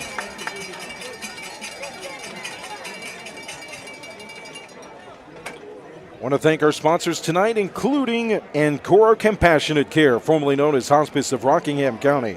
Their name is new, but they're the same community-based, mission-focused hospice and palliative care provider the community has known for 36 years. Their mission is to be a supportive presence for life's journey. Hospice is specialized care for those with life-limiting illnesses, helping them live as comfortably and fully as possible. The area's only provider with hospice elite status, Ancora Compassionate Care, will offer you and your loved one the care and support you deserve in the place you call home. When greater comfort and rapid response matter most, make sure it's Ancora Compassionate Care, caring for your family and friends since 1987. To learn more about how hospice can support you, visit AncoraCC.org. Just as they work to be a supportive presence for life's journey, Ancora Compassionate Care is proud to support the Reidsville Rams as they continue their journey towards another state championship. Tonight's game's also brought to you by Pennrose Carwash, voted #1 car wash in Rockingham County. Pennrose Carwash at 1509 South Scales in Reidsville has been serving the Reidsville and surrounding area for over 50 years. Established in 1970 by well-known entrepreneur Leo Rentz, this popular venue welcomes everyone. Pennrose Carwash, open 24/7, and find us on Facebook. Pennrose Carwash voted #1 Rockingham County Car Wash 3 years in a row. Of course, you can grab your Kooler Ice down there at Pennrose Carwash. Man, I never go by that place and see a bay open at the car wash. That is absolutely place is always awesome. swamped. That is awesome. You know, we kind of wish for the days where it'd be 80 degrees and you go wash the car, but look, we always need to wash the car no matter what. My truck needs it bad, so I might be heading over that way pretty soon. Clean out your vehicles as well. You always need. Don't get me started when you've got kids. If you're listening and you got kids, you know. There's a French fry here, a nuggie there. Skittles here. You go down to Pennrose, they got you covered at Pennrose Car Wash. That's it. You might not be able to find the chicken nugget or fry hidden under your seat, but the vacuum will. Injury on the field. Looks like the player mopping is going to be all right. He's only putting pressure on one foot, though, as he's helped out to the far sideline. Normally we try to throw some college stuff in there. Oh, boy. So I'm going to make a prediction. So I already got it on my pick'ems. I say Louisville loses to Miami. Okay. All right. So Miami beats Louisville tomorrow. Carolina's going to get into the ACC championship. That's not a biased pick or nothing. And then, what game are you looking forward to tomorrow? Well, of course, as an Ohio State fan, looking forward to that matchup with Minnesota. But I like the. You know what I won't be watching? What's that? SEC football. Oh, no. Playing Cupcake University, except the Tennessee and Georgia game. Is it Tennessee and Georgia? Yep. Outside of that game, I see that being an absolute. Niles in the comments shellacking. saying, "I smell that 23rd chip like Thanksgiving dinner." I do too. Both are great. Jeff in the comments, I used to turn the dog loose in the van. They could find the French fry. Maybe that's what I need to do. I can't. My wife's allergic to cats and dogs, so that's not an option. 1st and 10 from the 40 for the Rams after the injury timeout. They lead at 41-20, 6:28 to play. Hand it off. Near side, Shryock lowers that shoulder. Big hit, but standing right back up. Stopped by number 20, Henry Ogle. So 2nd down and long after the run. Tell you, I'm looking forward to. I'd like to see James Madison and App State tomorrow. That'd be a good one. I think that would be a good game. Jeff with the update. Grimsley 35-28 over Huff in the 4th quarter. Shotgun formation for the Rams. Up back is Weiderman. 2 receivers far side. Lee hands it off to Cobb. Cobb right up the middle. Gain of 3. Well, what do you think's going to happen right here, partner? Do we take it to the house, or are we allowing them to sleep here? What do you think? I think. Stopped by number 77, Trayvon Whitmire. You got Flippin' and Neal out there on the far side right here. I think you got the itch right here. I think you got Harrison near side, 3 receivers, single back is Cobb in the shotgun. 2 up front of the offensive line, and a handoff to Cobb. Jarrell Cobb stopped in the backfield. Air Force. Did Air Force lose? They finally lost their first game? Yeah, they did. They finally lost. I can't remember who they lost to. So 4th down and 7 here. Tommy, we got 4 minutes, 51 seconds. 4th down. Grimsley up 35-28. Another injury on the field. We got Jeff time it's Dorian Cobb. Webster. He's letting dogs loose. Getting French fries. Be careful. It might I'm lead to an gonna tell NC you what. State win over UNC in football, the way you've been He can talking. play. It probably will. I've been talking his junk all year, giving him a hard time, which he gives me a hard You'll be time. But we Doran. have fun. You'll be Doran if you keep it up. Yeah.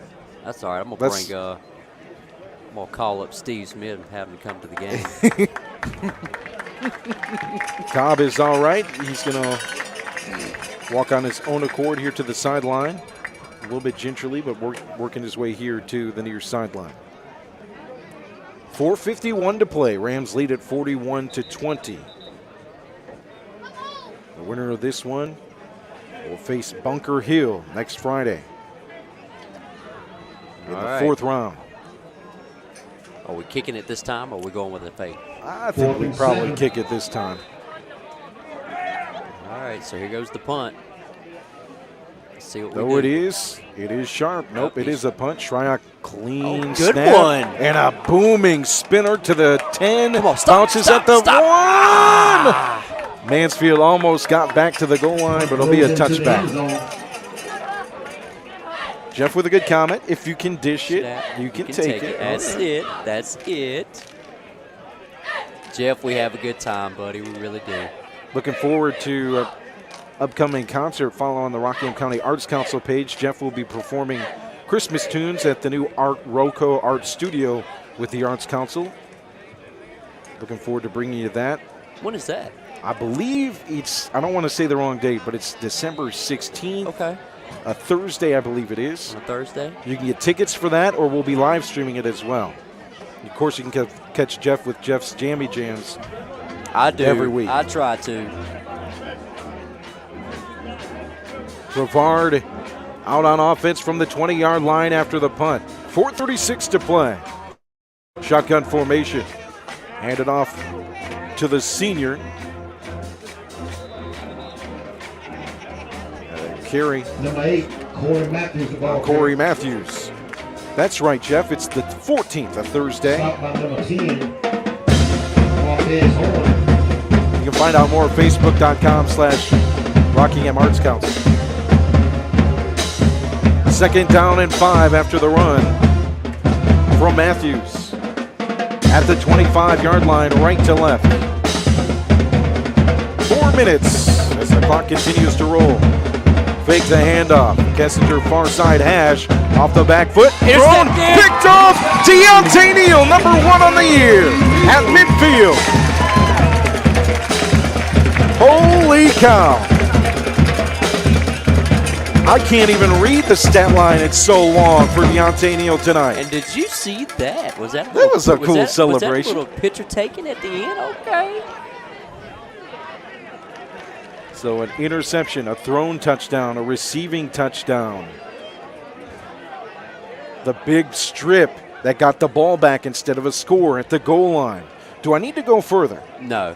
Player of the game. Holy moly. 1st and 10. 3 minutes, 52 seconds left. Deontay Neal, player of the game. Man. Our job is to describe in words, You can't. and you can't. You can't. He's The done performance that we've seen. literally everything he could be asked of. Everything. Now we got the backups in on the. Matthew, we love talking to you, buddy. We love having you in the comments every single week. My favorite NFL team is the Detroit Lions because I'm from Michigan. And David likes the Dallas Cowboys. Don't ask him why, though. Talent competition tour is Yeah, because I don't even know why sometimes. 3:52 to play here, 41-20. Rams lead it. The show will be nationally televised and will appear in the homes of over 40 million people. They are presenting Reidsville Senior High Football and Award on live TV. Auditions will be held tomorrow at our auditorium from 12 to 4 p.m. All children and adults are invited to audition. Contest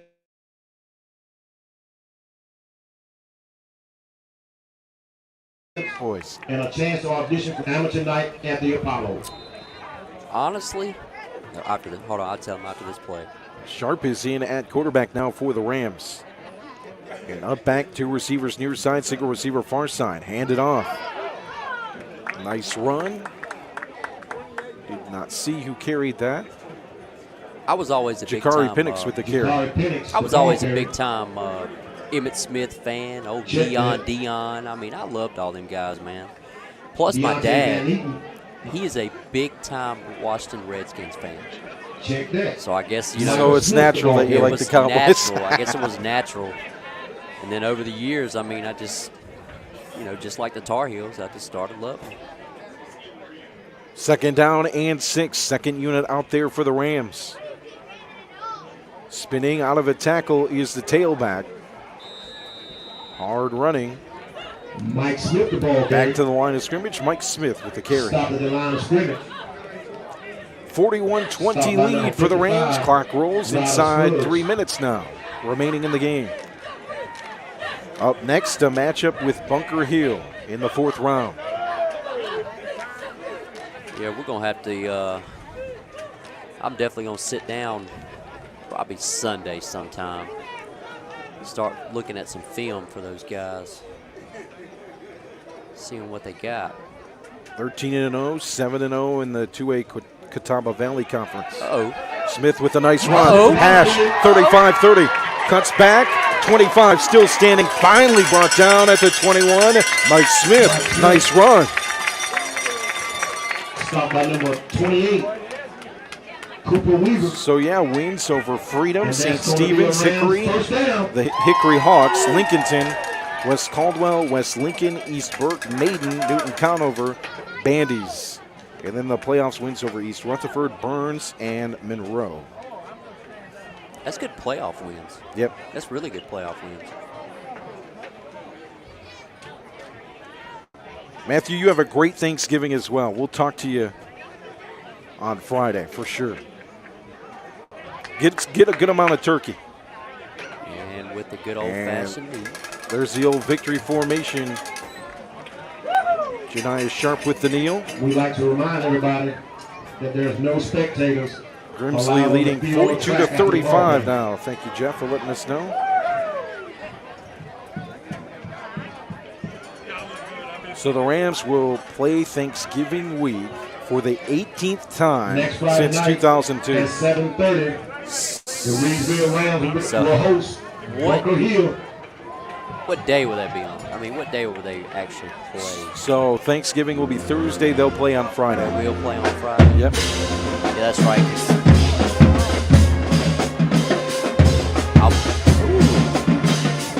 I'll be off work that day. There you go. Get some Black Friday deals before the game. Hey, we don't have to do that anymore. We can just go to Amazon.com. Hey, that's all Though I do now. I do support small businesses. If you got some small businesses to support, do that. Jerron, they played yesterday. They beat Southeast Alamance. I believe it was 42-7. So clock inside 30 seconds here at Community Stadium. The house built on Ram Pride is rocking. The marching band celebrating.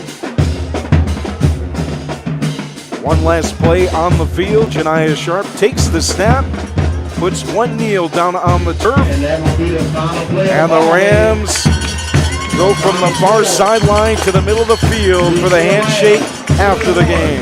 One team advanced. It's the Rams. For the 8th straight year, winning in the 3rd round, they advance to round number 4 to take on Bunker Hill. A 41-20 win over number 8 Brevard. Your overall thoughts on the game? The performance from the offense was unbelievable. We'll talk about number 15 in just a second, but your overall thoughts on the performance of the team tonight? I mean, the offense was going to do what they do. I mean, I said that earlier. I mean, they're going to get theirs. I mean, if they put up 50 points, I mean, that doesn't surprise me at all. I mean, running the ball, perfect. Passing the ball was there. The deep pass was there all night long. I mean, it was just an all-out, outstanding job by the offense. The defensive side of the ball, talk about them. You know, they started as soon as they started getting pressure, on the quarterback. That was it after that. As soon as they started to get pressure on him, that was it. So, I mean, it was all three phases of the football was actually really good tonight. It was really good. A hat tip to the Brevard Blue Devils. They brought it tonight. They competed. They looked strong. They stuck to their game plan and had moments in this game. They forced turnovers, created stuff out of nothing. So a hat tip to them on a great season. They'll end their year at 10-3 on the year. You can't complain about a 10-3 season. And coming down here and competing for 3 quarters is strong showing from them as well. But your Rams win it 41-20. They move their playoff record to 34-3 since 2016. They make it 30 straight home playoff game wins. And 4th round Thanksgiving football, we're looking forward to it. You haven't experienced that yet. This will be your first time. This will be the first time. Get a little turkey on Thursday. This is what, let me tell a veteran of this, okay? All right.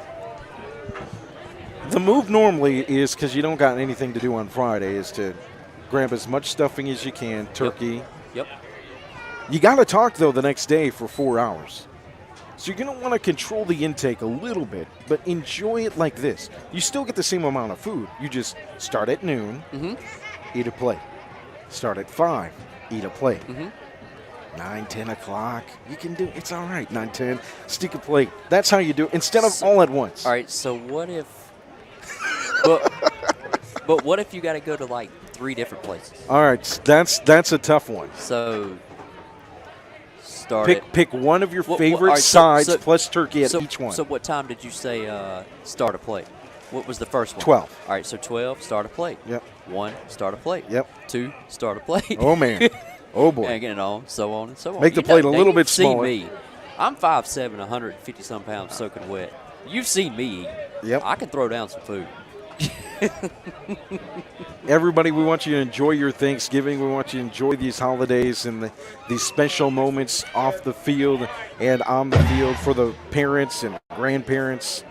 It's been a pleasure to broadcast Round 3. We'll be back with Round 4. We'll have the coverage from here at Community Stadium, Bunker Hill, the Bears, and the Reidsville Rams. It's time for your player of the game, the most easy decision we've ever had to make in our lives. High school football coverage right here on RoCo Radio. And the player of the game is brought to you by Tri-State Steel and the Tri-State Steel Retail Outlet at 2513 Richardson Drive in Reidsville. When you need aluminum, carbon steel, or stainless steel metal, we're your one-stop shop with hundreds of quality metal items in stock. At Tri-State Steel, our business is about people and providing excellent customer service. Quick order turnarounds and providing whatever amount of metal you need quickly and easily. From custom orders to exact specs or quick in-store metal pickups, we put the customer first and have metal for all your needs. From large truckload orders to the smallest DIY project, industrial manufacturing applications, welding, trailer building, off-roading, fishing, hunting, camping, home repairs, and more. Big or small, we have your metal needs covered. To find out more about the carbon steel, aluminum, and stainless steel products in stock, visit tri-statesteel.com or call us at 336-349-6057 with your specs, and we'll help you find the product that best fits your project. Tri-State Steel, distributing quality metal and exceptional service since 1988. Your player of the game, number 15. Do I need to say more? An interception at the end of the game. You can. A strip defensively at the goal line after a turnover of the play. It was able to rip it away from the Brevard offensive player. You have the touchdown. He threw a pass. Receiving. For a touchdown. You have the throwing touchdown. Yep. He done it You all. have the block on the Jarrell Cobb run for a touchdown. It was. I think this game right here, I think is a coming out party for him. I really think so. And people are blind to it because you know how it can be. Yep. I mean, this is a kid that lit the field up last year. Yep. Double-digit interceptions, big plays offensively. He returns, I believe it was the T.W. Andrews game. Yep. He returns, makes big plays right away, works his way into the offense. Game number 5 tonight. And, man, It's words can't describe it. You're coming back from a pretty serious injury, and you have to. It takes time to get back into rhythm and get back into how do I say this? Get back into game speed and game situations and stuff like that. And I think this is his coming out party. And if it's for him, man, you talking about this? We already know it's dangerous, but it's going to be. Well, knock on wood, but Chapel Hill, here we come. got a couple more before that. We'll look at Bunker Hill next week. And a great fourth-round matchup. We look forward to bringing it to you here on RoCo Radio. One last thing I want to mention, the receiving corps, every single receiver, besides Cam Jones with a touchdown. Just unbelievable performance offensively. Some mistakes that will be needed to work on that be cleaned up, though. Yeah. Especially, I think, especially the one on special teams right there. And just a couple of false starts, stuff like that. But they can clean that up. Unbelievable performance here in the third round from your Reidsville Rams. They win it 41-20. I want to thank you for listening in on RoCo Radio. We'll be back next week with football coverage from here at Community Stadium. Final score 41-20. Up next, the matchup with Bunker Hill. Have a great weekend. Thanks for listening to Reidsville Rams playoff football coverage on RoCo Radio. Playoff football on RoCo Radio is brought to you by Pennrose Carwash. Voted #1 car wash in Rockingham County, Pennrose Carwash at 1509 South Scales in Reidsville has been serving the Reidsville and surrounding area for over 50 years. Established in 1970 by well-known entrepreneur Leo Rentz, this popular venue welcomes everyone. Pennrose Carwash open 24/7 and find us on Facebook.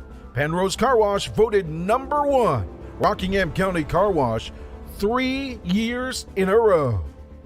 Reidsville Rams playoff football coverage is brought to you by Kooler Ice. Looking for a fresh ice and water option that's ready when you are? Kooler Ice is now countywide with our new location just opening at Little Caesars in Mayodan, 6734 NC 135 across from Walmart and near the 220 I-73 exit.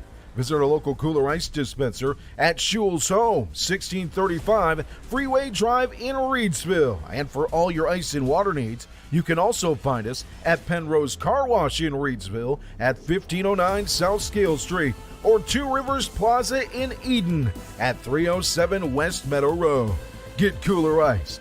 Great tasting, fresh ice. Available 24/7 at all 3 locations. 16 pounds for just $2. 32 pounds for $4, and premium water for 50 cents a gallon or $2.25 for 5 gallons. Kooler Ice, fresh and ready when you are. Tonight's broadcast is brought to you by Ancora Compassionate Care, formerly known as Hospice of Rockingham County. Their name is new, but they're the same community-based, mission-focused hospice and palliative care provider the community has known for 36 years. Their mission is to be a supportive presence for life's journey. Hospice is specialized care for those with life-limiting illnesses, helping them live as comfortably and fully as possible. The area's only provider with hospice elite status, Ancora Compassionate Care, will offer you and your loved one the care and support you deserve in the place you call home. When greater comfort and rapid response matter most, make sure it's Ancora Compassionate Care, caring for your family and friends since 1987. To learn more about how hospice can support you, visit AncoraCC.org. Just as they work to be a supportive presence for life's journey, Ancora Compassionate Care is proud to support the Reidsville Rams as they continue their journey towards another state championship. And Tri-State Steel and the Tri-State Steel Retail Outlet at 2513 Richardson Drive in Reidsville. When you need aluminum, carbon steel, or stainless steel metal, we're your one-stop shop with hundreds of quality metal items in stock. At Tri-State Steel, our business is about people and providing excellent customer service, quick order turnarounds, and providing whatever amount of metal you need quickly and easily. From custom orders to exact specs or quick in-store metal pickups, we put the customer first and have metal for all your needs. From large truckload orders to the smallest DIY project, industrial and manufacturing applications, welding, trailer building, off-roading, fishing, hunting, camping, home repairs, and more, big or small. We have your metal needs covered.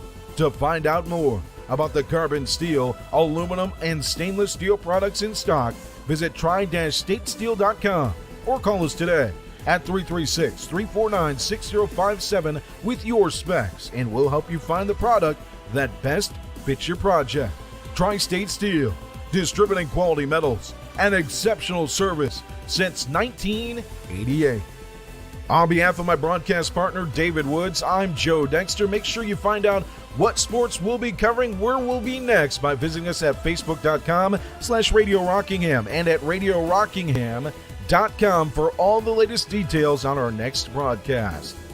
We want to thank our listeners tonight for joining us and being part of this broadcast. Without you, this wouldn't be possible. Also, we wouldn't be able to bring you Reidsville Rams playoff football coverage without our wonderful sponsors. Thanks to them for putting this coverage as a priority and helping us bring it to our community.